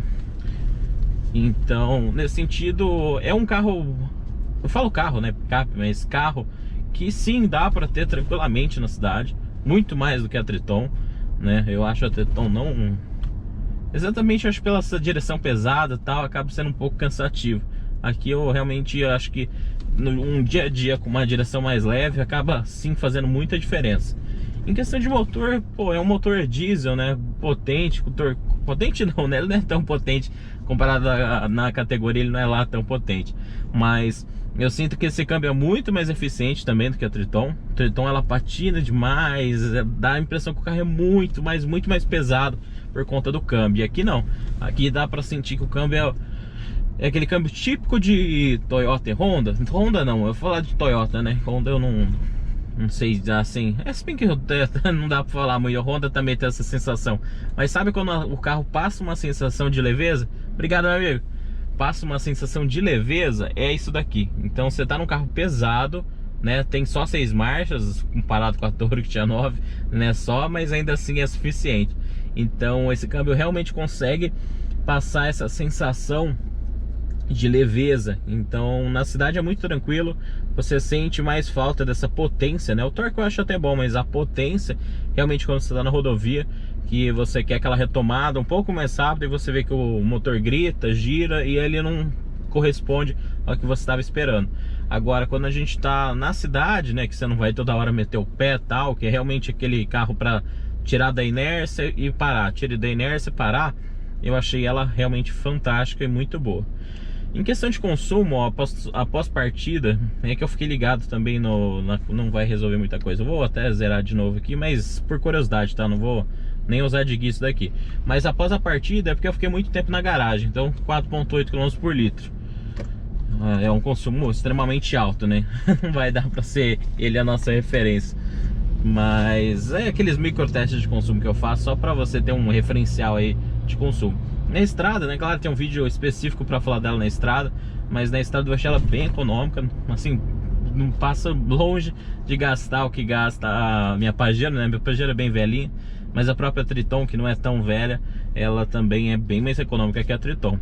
Então, assim, eu acho que é um carro, querendo ou não, é uma geração à frente, né, eu tô falando da Triton, já tem a L200 nova, né, a L200 Triton que eu uso de referência é uma 2015. Então essa nova gama, né, esses novos carros que estão vindo, a Hilux, essa geração da Hilux, né, a própria L200 também mudou de motor. O que mais que a gente tem aí de motor novo? A Frontier não é tão nova, mas também já é uma geração aí mais novinha. Então todos esses carros eu acho que vão ficando mais eficiente, mais econômico, né? Devagarzinho eles vão conquistando essa qualidade também, né? Então aqui realmente eu acho que é um motor que tá bem adequado, tá bem econômico para um carro desse porte, né? Como eu falei, é um carro que ele passa uma leveza a rodar, então acho que isso ajuda bastante. Que é o que eu sinto muito, como eu falei, nos carros da Toyota e da Honda. São dois carros que você pega, andando num Fit, pô, você olha a ficha técnica, dá a impressão que vai ser aquela moleza. Só que no dia a dia tudo é leve, né? O carro é leve, a direção é leve. Então isso daí acaba deixando o carro fazer consumo bom, né? Você pega, por exemplo, vou usar de exemplo 2008 da minha mãe, dá a impressão que o carro é mais pesado do que é. Porque mesmo tendo um automático de 6 marchas e tal, você vê que a potência no caso também com o câmbio. É difícil de explicar, mas essa sensação de quando falta um pouquinho mais, né, de alguma coisa para tornar ele mais ágil. Então, talvez você tenha esse feeling, né, e entenda o que eu tô falando. Se você não entendeu, eu não sei realmente como explicar com outras palavras. Uma Ataque, acho bonito essa Ataque nova, bonitona. Então é isso. Então de conforto, como eu falei, mais a suspensão traseira que cobra mesmo. De resto, direção gostosa, o ar-condicionado funciona bem. Podia ser o Dual Zone, né? Seria bem-vindo, mas não é. Aqui a gente tá falando de um normal mesmo. Questão de barulho, né? Barulho de motor de fora pra dentro. É óbvio, né? O motor não tem que estar lá fora. Mas em questão de barulho de motor, eu achei ela muito silenciosa. O ronco desse motor também é um pouquinho diferente. Ele vai se aproximar ao que realmente é um carro diesel quando você acelera mais, mas embaixo gira, esse carro é muito, muito, muito silencioso, né? Até impressiona, você até esquece que você está no modelo a diesel quando você está guiando ele em velocidade tranquila, né? Rotação tranquila, ele dá um silêncio, ainda mais voltando, né? Comparando com a Triton é muito barulhento. A Triton é aquele carro que acho que não fez o mínimo esforço de eu colocar uma proteção acústica, né, entre a cabine e coisa. Aqui não, aqui você vê que tem um esforço para tornar um carro, né, de uso, como que eu posso dizer, não de uso urbano, mas um carro de uso comum, né?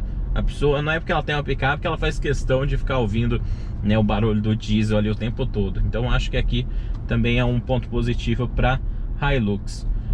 O que eu senti falta, né? Vou falar o que eu senti falta demais, mas demais mesmo. Mas eu vindo da avaliação da Toro para esse carro, foi um velocímetro digital central.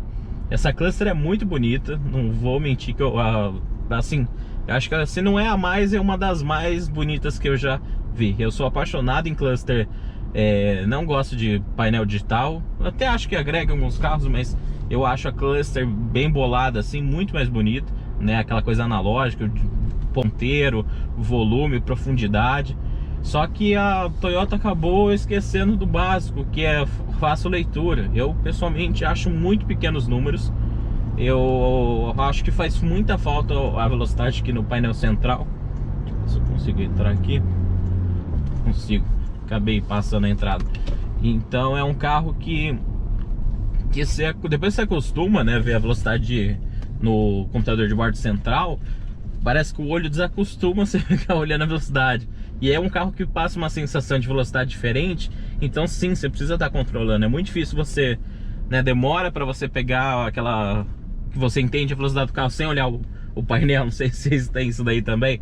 Então aqui eu senti muita falta, porque toda hora eu tenho que estar realmente confirmando a velocidade que eu tô.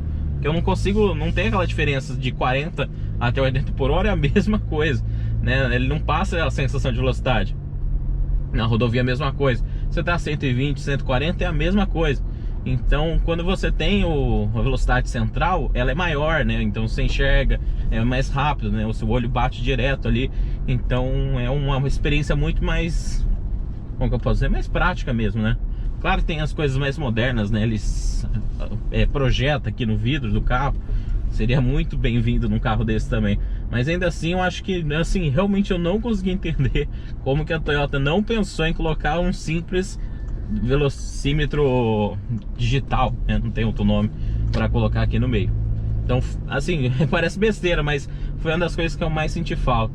E outra coisa que eu senti falta, mas daqui não era nem pra falar nesse vídeo, é que os vidros não fecham na chave. Você tem que fechar o vidro antes de descer do carro.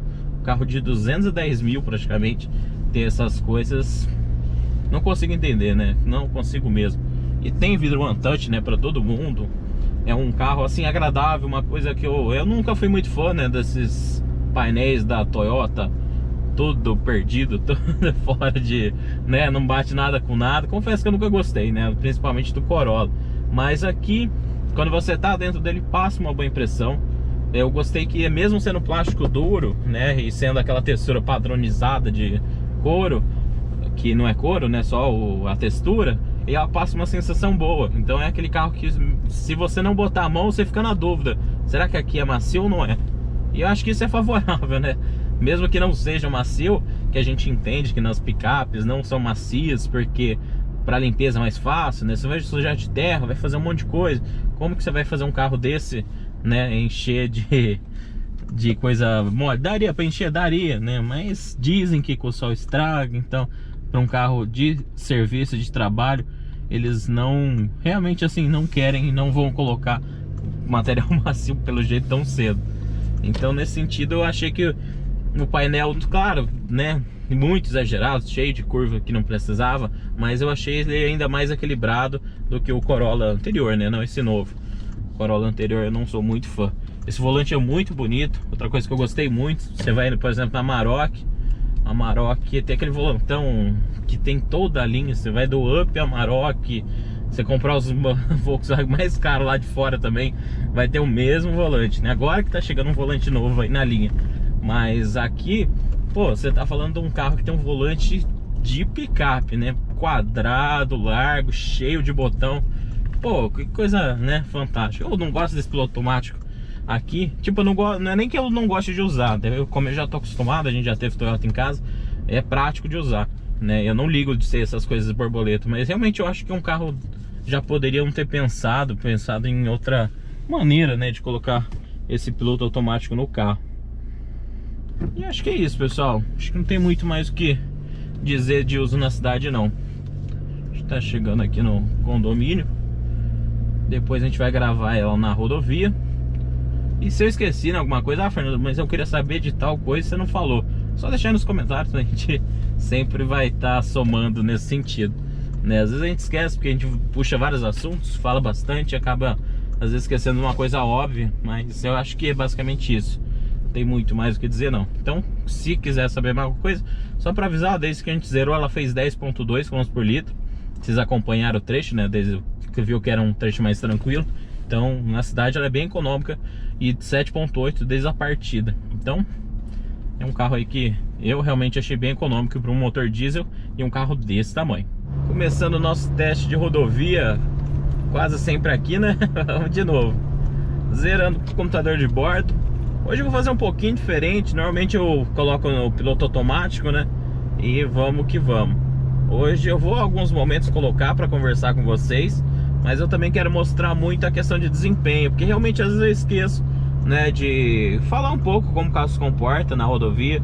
Eu lembro que eu comentei disso na Triton, né, que a Triton é sempre o nosso referencial de picape média, uma Triton 2015, que tem avaliação aqui no canal. Então, se você, né, já acompanha o canal aí, vale como referência, exatamente porque às vezes você já andou nela. Então, o que eu falar aqui, você sabe que vai ser mais ou menos do que o carro que você já andou.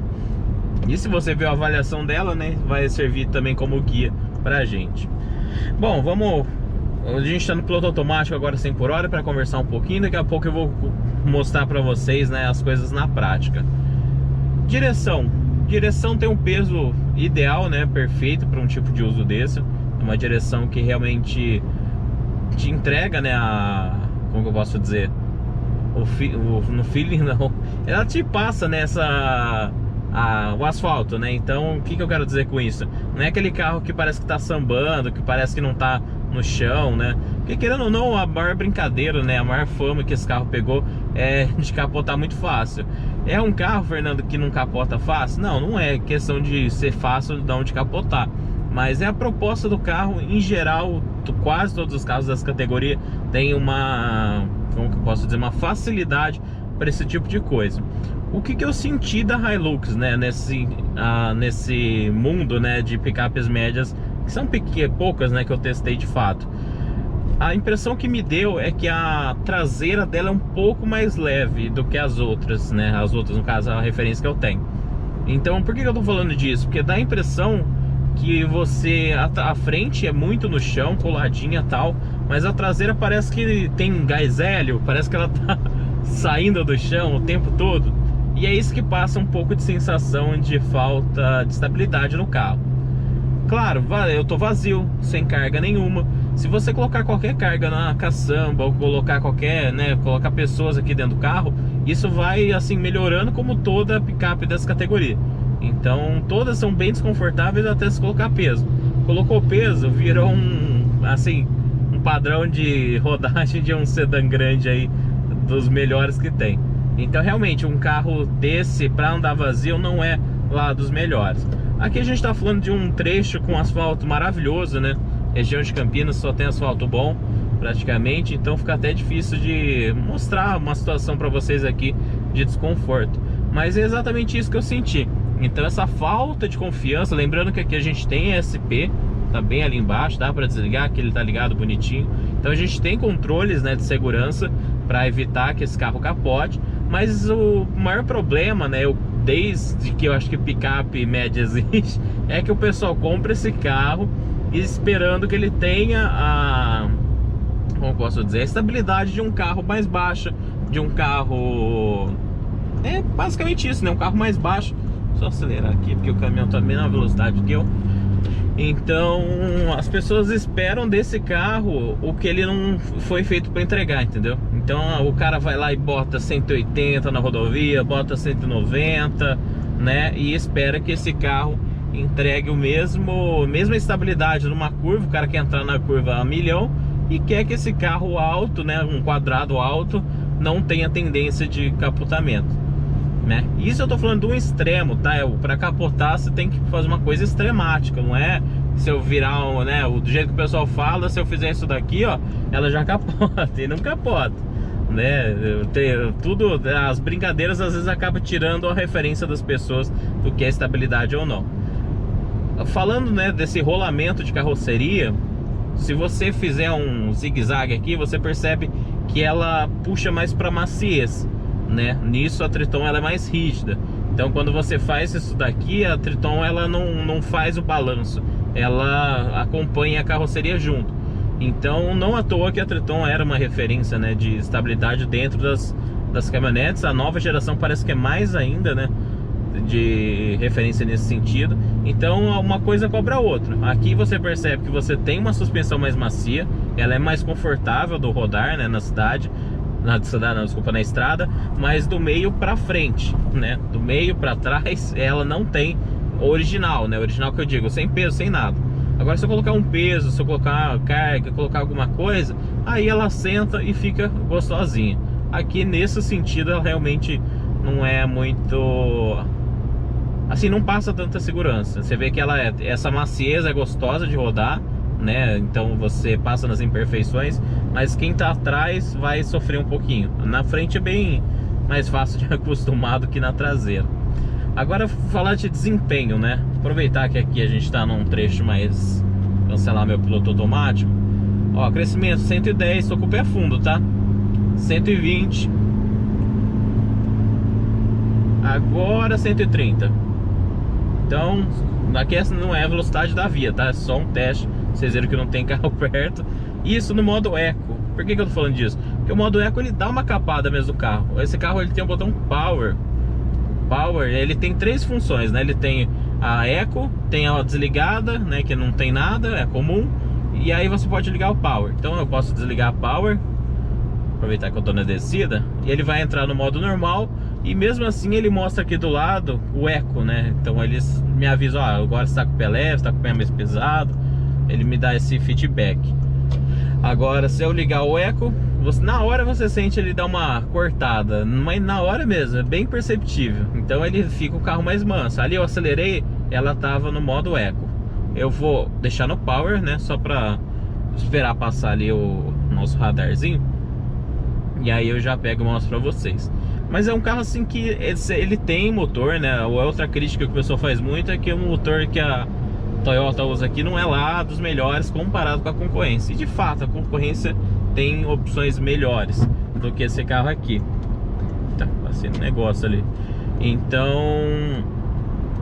ele dá conta do recado? Dá conta do recado. Ele tá ali parelho com qualquer picape que você pegar que tem uns 5 anos aí de idade. Atende muito bem. O que eu falo é que esse câmbio, né, junto o câmbio com o motor, eles passam uma impressão de leveza. Leveza, não sei se você... Eu até comentei isso no vídeo de cidade. Se você já dirigiu um Fit ou um... o que mais? Acho que o Fit é o melhor exemplo disso. Mas o Corolla também. Sabe aquele carro que parece que pesa muito menos do que de fato ele é? Se você dirigir um Cruze, né, o antigo, e dirigir o Corolla, né, pode ser o antigo também, ou o novo, você vai perceber que você sente o peso do carro do Cruze, né? De fato ele é mais pesado, mas você sente isso na hora que está dirigindo. Sente no contorno, né, do asfalto, de como o carro balança, tudo. É aquela coisa realmente perceptível. E aqui é engraçado porque ele tá mais para esse estilo Toyota e Honda mesmo. Então dá a impressão que essa picape toda aqui é mais leve que uma Toro. Consegue? Não sei se eu tô conseguindo passar a mensagem que eu quero passar, mas de fato é um carro que tem... Vixe, o cara ali tá soltando as peças. Então é um carro que de fato ele tem essa sensação de leveza. Então você ganha velocidade em alguns momentos muito rápido, porque o câmbio parece que consegue aproveitar bem essa potência e torque que ele tem. Agora, em algumas situações, quando você realmente quer dar pé, aí quando você tem um carro mais potente, você tem uma Amarok, você tem... o que mais que a gente tem na categoria mais forte? A própria S10, né? São carros mais fortes e você percebe que essa retomada é um pouco mais animada, né? Aqui, às vezes na retomada, ela fica devendo um pouco. A vantagem de ser diesel é que ela não sente tanto peso, né? Ou seja, se eu estiver andando vazio ou se eu tiver com todo mundo no carro e mais bagagem, ela sente muito pouco essa diferença, né? Junto o diesel com o turbo, essa experiência é bem específica mesmo, né? Você pega um carro aspirado 1.0, né? Um sedã 1.0 igual aquele carro. Se você tá vazio, o carro até é satisfatório, mas enche o carro vira uma lesma, né? Uma molengueira de sempre. E aqui não, né? O legal de picape diesel é isso daí. Elas aguentam o peso, né? Não é aquele carro que vai ficar baixo, né? Outra vantagem de uma picape, muita gente não consegue entender isso, mas uma vantagem das picapes é exatamente você poder encher o carro de coisa por o peso que ela foi feita para isso. Tem gente que põe até mais, né, peso do que foi feito, e em troca disso ela continua sendo um carro que vai passar em quebra-mola, em buraco, em o que você quiser, da mesma forma, né? Isso desde as picapinhas, né? Você pega uma picapinha, ela já tem essa habilidade, mas tem algumas que não tem, né? A Rogar mesmo não tinha. Mas nesse sentido, você pega a estradinha, esses carros, então você vai conseguir botar bastante carga e continuar andando razoavelmente bem. Agora você pega a Toro é bem mais alta, então você vai por gente, vai por tudo, o carro continua passando no quebra-mola sem pôr de lado. Agora você pega um Ford Fusion, pega um Corolla, pega o Civic, eu não sei, nunca vi um Civic cheio de gente, mas acho que todos esses sedãs em geral é bacana, é bonito quando você está andando na cidade sozinho, sem nada. Agora você vai viajar, pega o seu Corolla. Eu vou usar o Corolla de exemplo, que é o carro que eu já passei por isso. Você pega o Corolla de exemplo, ó, aqui eu tô no Power, só para vocês verem. A resposta dela é bem mais animada, mas ainda assim, ó, 110. Aqui eu tô na subida também, né, 120. Agora vai dar 130. Então, tipo, você sente que o Power, ele sim, tá? Ele meio que solta um pouco mais o motor. Não deixa um avião, mas ela dá, assim, diferença. Entre o Eco e o Power, dá pra perceber que tem uma diferença boa, sim. Deixa eu voltar aqui pro minha faixinha devagar, que eu quero conversar com vocês em paz. Então, o que a gente tava falando? Esqueci do que a gente tava falando. Eu falei da potência aqui, acabei realmente esquecendo do que a gente tava falando antes disso. Mas é uma picape assim muito bem acertada, muito gostosa. Mas realmente em algumas situações a resposta não fica devendo um pouquinho, né? Essa retomada de 80 até uns 110 eu acho satisfatória. Mas passou de 110 ela dá a impressão que é um pouco mais amarrada, que ela força mais, sabe? Você sente que poderia ter um pouquinho mais de potência. Claro que aqui a gente tá falando de um cenário que, sei lá, 50% das picapes ter chip, né? Você vai colocar um chip de performance, né? Eu não sei se eles estão dando outro nome bonito para isso. Eu conheço como chip de performance. Então o cara vai pegar seu carro, reprogramar, e um carro que dá 177 cavalos pula para 210, 230, né? O céu é o limite. Muita gente faz isso, né? Perde a garantia, perde. Você pode dar um migué, mas não perde a garantia, não sei o que. Não perde se o cara da concessionária, né, for seu parceiro e não repassar isso para a montadora. Agora, se quebrar um bloco, né, exagerando, né, se quebrar um bloco não, mas qualquer coisa mais grave que tiver, eles vão querer jogar a culpa, né, no seu chip de performance. Se a gente coloca vidro, né, às vezes você coloca vidro elétrico na traseira, por exemplo, o carro não vem, ou alarme, os caras já querem tirar essa garantia. Imagina você, né, programar o motor do carro. Então, assim, tem soluções? Tem, né? Claro, esse carro provavelmente aguenta tranquilamente, não vai quebrar por causa disso, né? Eu acredito que isso daí não vai nem fazer cosquinha no carro. Então é uma possibilidade de você ter a Hilux, né, e ter uma experiência melhor. Mas aí é isso que você tem que ver. Vou perder a garantia por isso? Não vou? Vale a pena? Não vale, né? Vai de cada um. Muita gente coloca, vai fazer a revisão, tira, coloca, deu pau, tira. Mas as centrais multimídia, ó, a central eletrônica de um carro hoje é mais inteligente, né? Ela, obviamente, ela consegue registrar se mexendo uma coisa ali, outra ali. Então fica aquela, né, luta. O cara que vai tirar o negócio, ele consegue tirar o histórico, né, de quem colocou. É toda uma maracutaia ali. Mas aí cada dono decide o que faz. A gente tá falando de um carro original, né? Então, originalmente ela sim não é nenhum Fórmula 1, responde, né? Tem assim, eu acho que é equilibrado. Não sei se não é equilibrado, não é uma boa palavra. Vamos buscar uma palavra melhor aqui. Ela é adequada, né? Ela não vai te deixar, não vai te dar agonia como a Pajero dá, né? Aquele carro que você realmente tem que pensar 3 vezes antes de ultrapassar um bitrem, porque você sabe que a resposta dela é lenta. Mas aqui também não tá nem perto de ser uma resposta que uma Amarok tem, né? Um carro aí um pouco mais potente tem. Então, em resumo, atende, mas nesse sentido eu não vou falar que é a melhor opção não. Mas é um carro para viajar gostoso? É, muito gostoso, como eu falei, é confortável, né? Ela fica confortável, como todo carro, né? Desde que você coloque peso, eles ficam muito confortáveis. E aí a questão de estabilidade, realmente, toma cuidado, não é um carro feito para correr, né? Tem controle de estabilidade, tem de tração, tem tudo, né? Mas mesmo assim não confia, nunca confia, né? A gente tem um problema de confiar demais. A gente confia muito na gente, a gente confia muito no carro. E é aqui volta lá no começo, né? O cara compra um carro desse, ele acha que porque o carro é caro, o carro, né, anda 200 por hora e faz curva 180. E não é a proposta dele. Então, sabendo a proposta desse carangão aqui, você vai ser muito feliz e tranquilo. O que mais que eu posso dizer dele? Uma observação, piloto automático. Eu falo piloto automático mesmo, tá? É controle de velocidade de cruzeiro. Não, é piloto automático mesmo.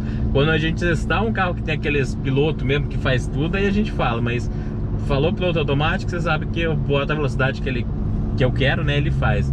Então, nessa questão de velocidade, é bacana de ver como o motor trabalha, mas em alguns momentos ele parece que se perde, né? Às vezes momentos bobos, você colocou lá 100 por hora, aí ele fica meio que na dúvida, e agora, hein? Boto sexta, boto quinta. Aí na descida, uma coisa que eu acho legal assim de Toyota é que na descida ele realmente puxa a marcha para segurar, né? Uma coisa que a maioria dos carros, quando você tá em banguela, né? Você tá só no embalo, o que ele faz? Ele quebra o giro, né? Ele joga o giro para baixo. Que eu tô sem piloto, tá? Eu tô no embalo mesmo. Mas se eu tiver no piloto, aqui é legal que ele realmente segura, né? Ele joga a marcha para compensar essa diferença. Então, é uma coisa que eu achei curiosa, mas em alguns momentos incomoda, que eu achei ele meio bobinho para manter velocidade. Às vezes ele fica meio em dúvida em uma marcha ou outra.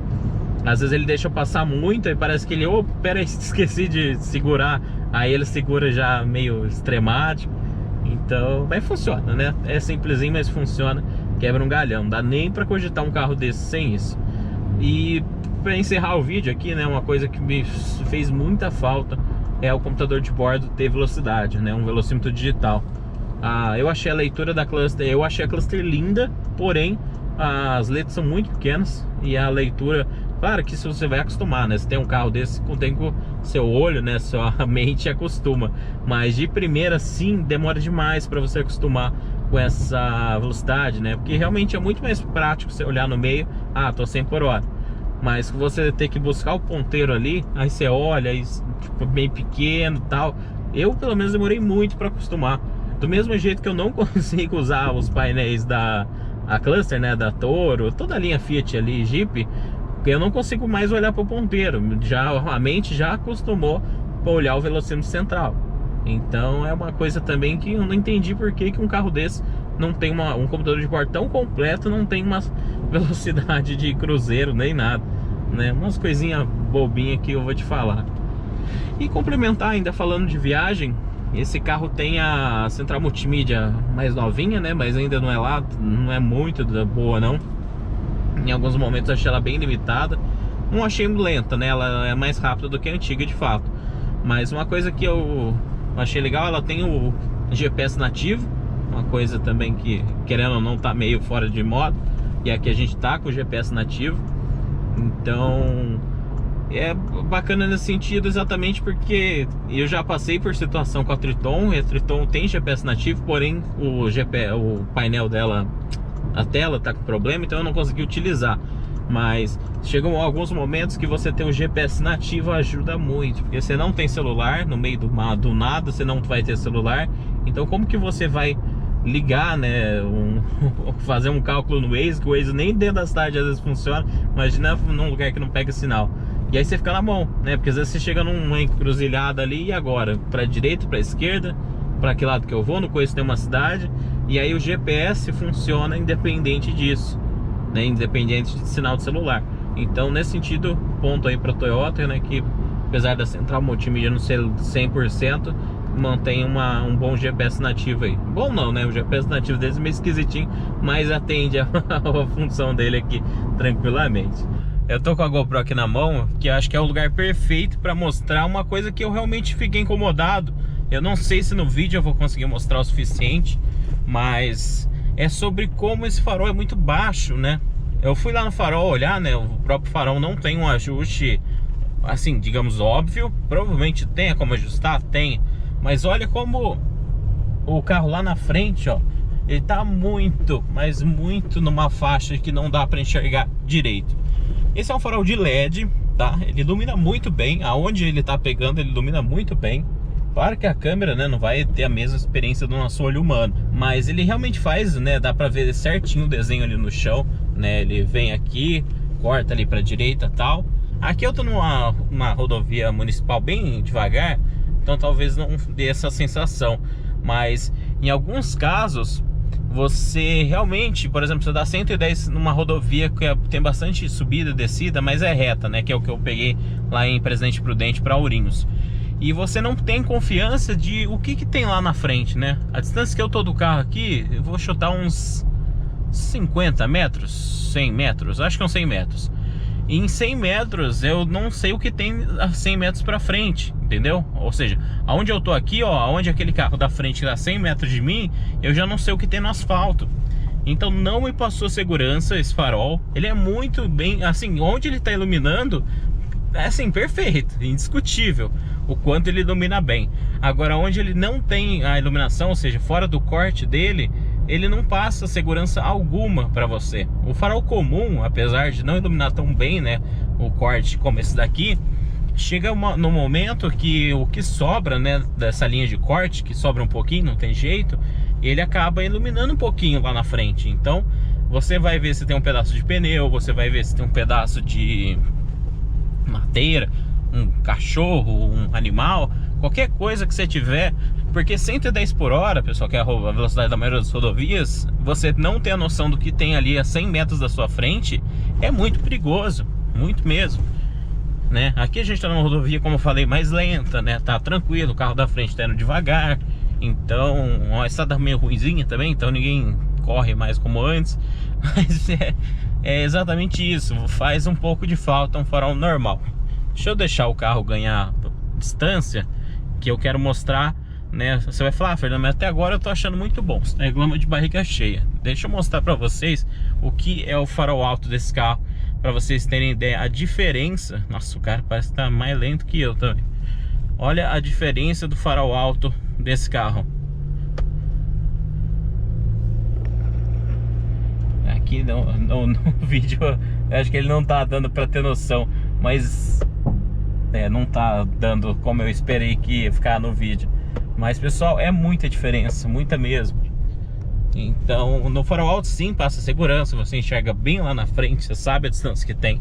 Mas nesse farol normal, vou te confessar que eu realmente não me passou muita segurança.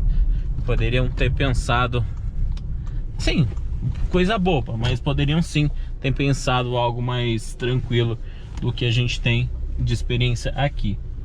Beleza? Então é só isso, pessoal. Eu resolvi gravar esse vídeo porque eu comentei bastante sobre essa situação no carro. Ó, mais uma vez aqui, ó, um farol alto como pega na placa e sem a placa. Aqui a gente vai contra a luz, talvez até fique um pouco melhor. Olha, a GoPro tá pegando até a lua. Então, é realmente assim, com o farol alto você sente seguro, só que você não vai ficar dando farol alto no meio da rodovia cheio de carro. E aí o farol baixo ele realmente fica devendo um pouquinho. Eu vou colocar aqui do lado de fora, provavelmente vai fazer barulho, eu vou cortar o áudio na edição, mas só pra ver se vocês conseguem ver um pouco melhor.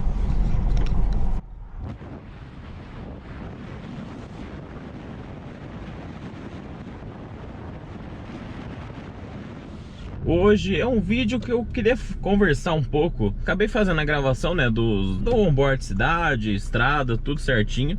E aí a gente fez um teste de longa, né, duração, entre aspas, de realmente pegar o carro para fazer uma viagem, né, andar em outras cidades, ver o comportamento do carro como um geral. Então depois de fazer todo, né, esse teste, toda essa avaliação, eu gostaria de fazer esse vídeo mais para passar um feedback assim definitivo depois de toda a experiência que eu tive. Claro, continua valendo, né, as coisas que eu falei lá.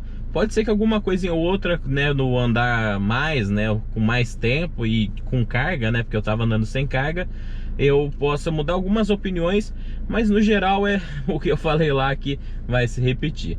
Então, bom, vamos começar. Rodovia é um carro assim que ele passa a sensação de segurança, né, ele realmente passa.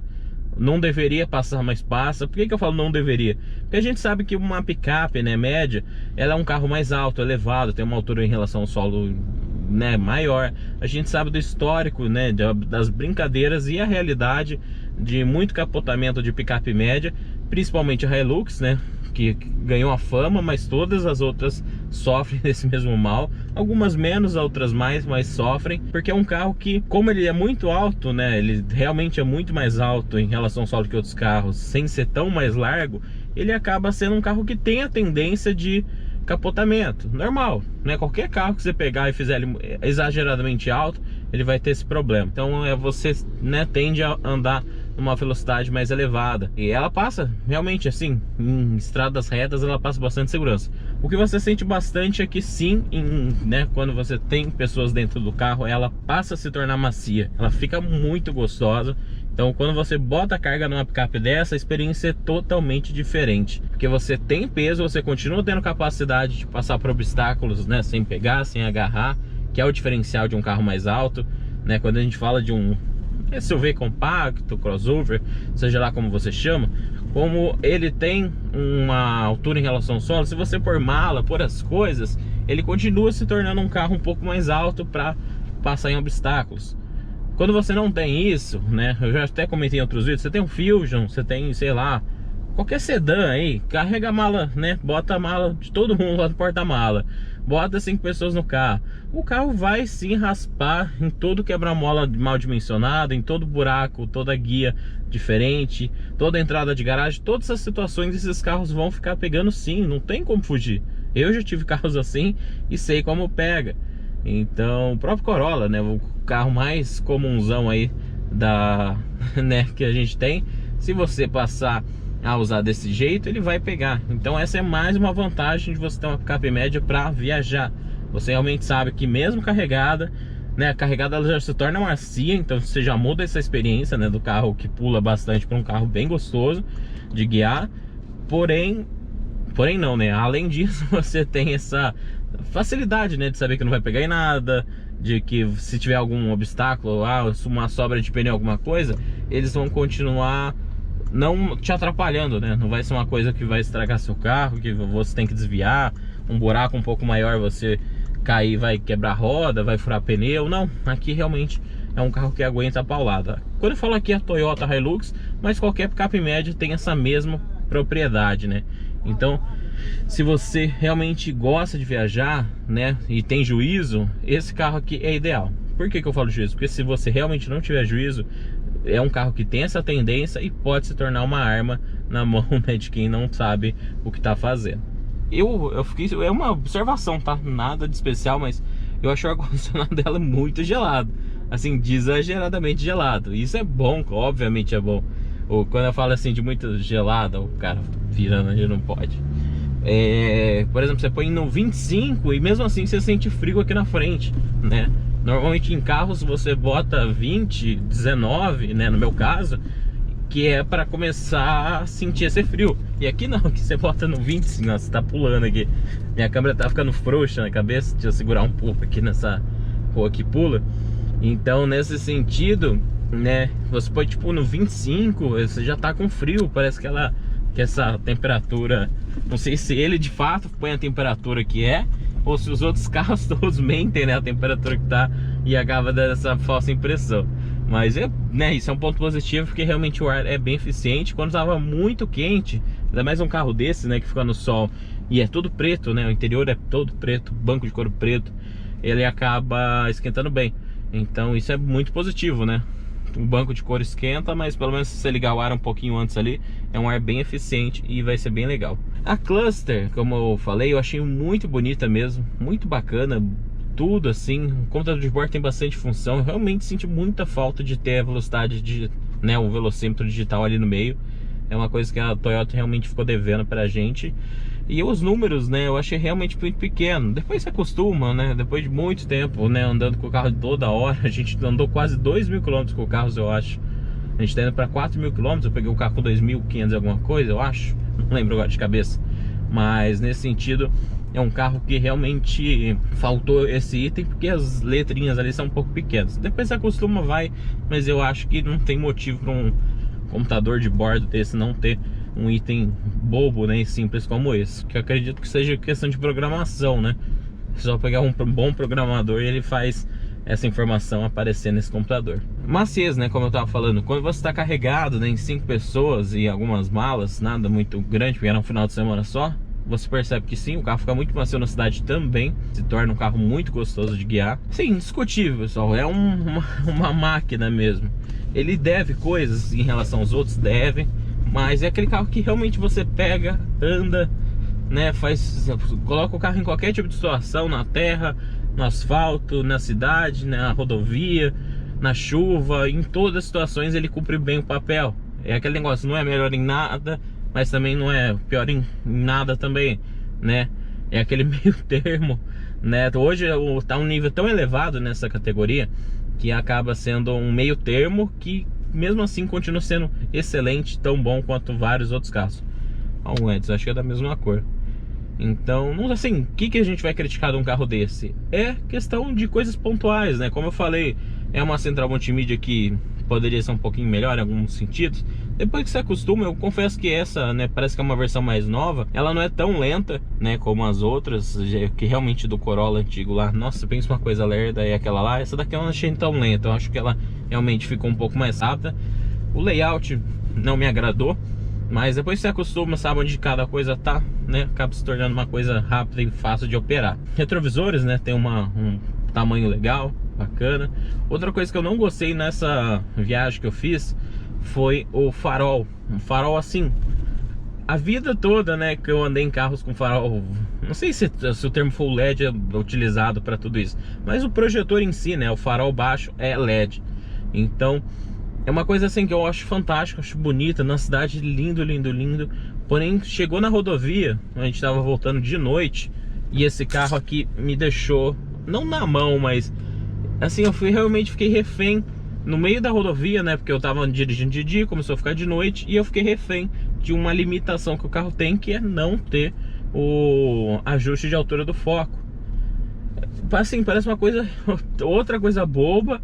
E aí eu peguei e falei, não é possível, deixa eu abrir o manual lá do carro e vi que existem dois tipos de...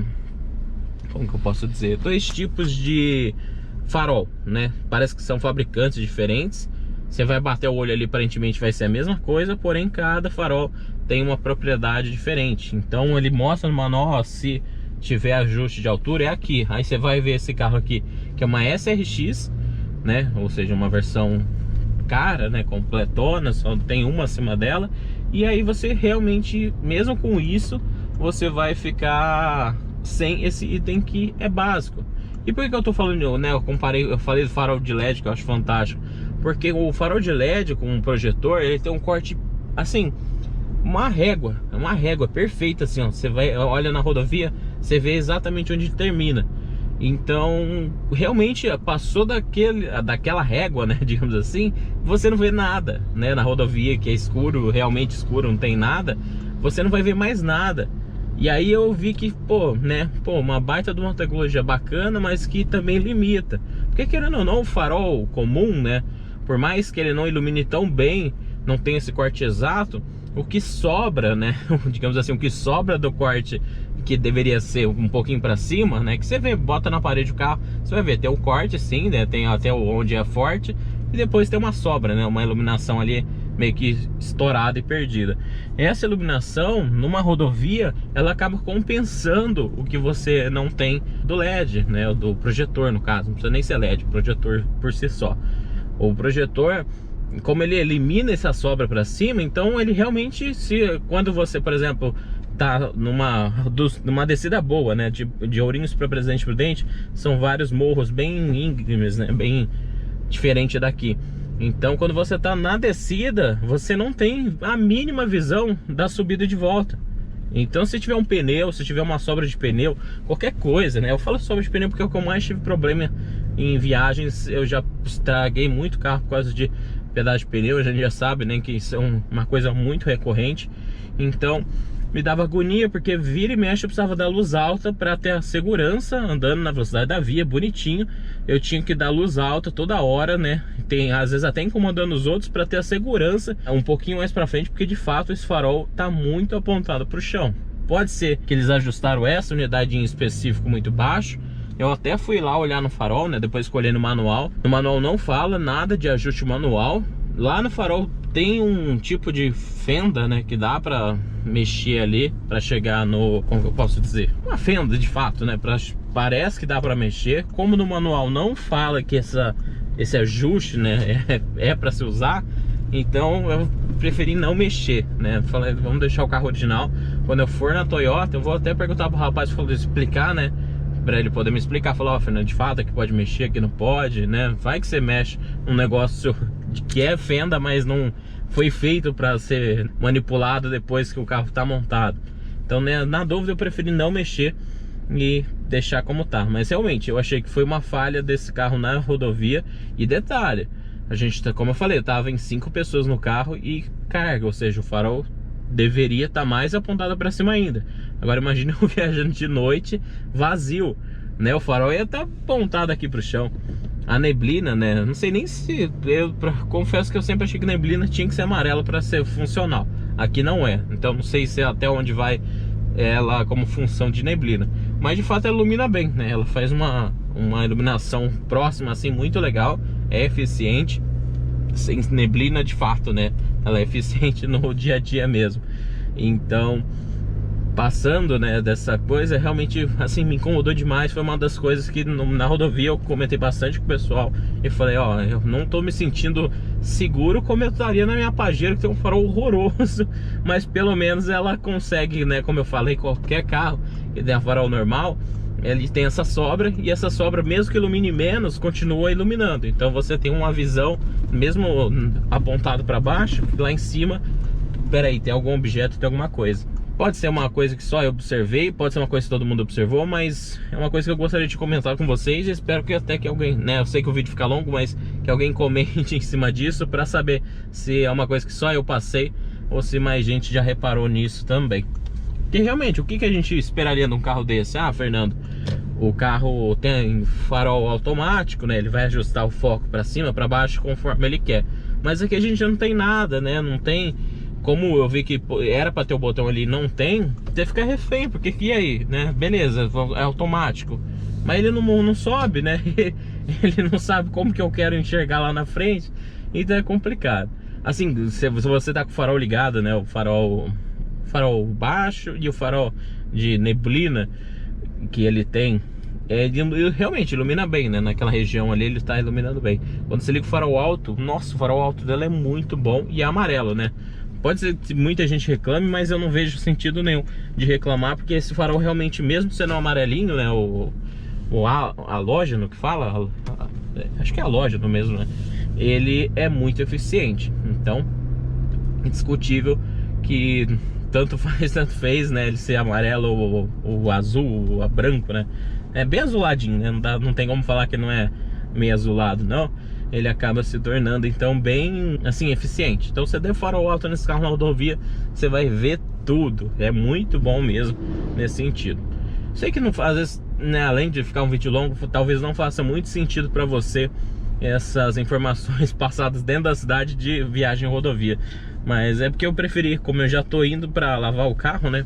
Eu vou dar um banho nele para poder filmar os detalhes interno, externo, né? Fazer aquela coisa que vocês já sabem, né? Que eu tenho aqui no canal. Então eu preferi fazer esse esqueminha aqui de falar, né? E contando um pouquinho das coisas que me chamam a atenção positivamente e negativamente na rodovia. Então é isso, pessoal.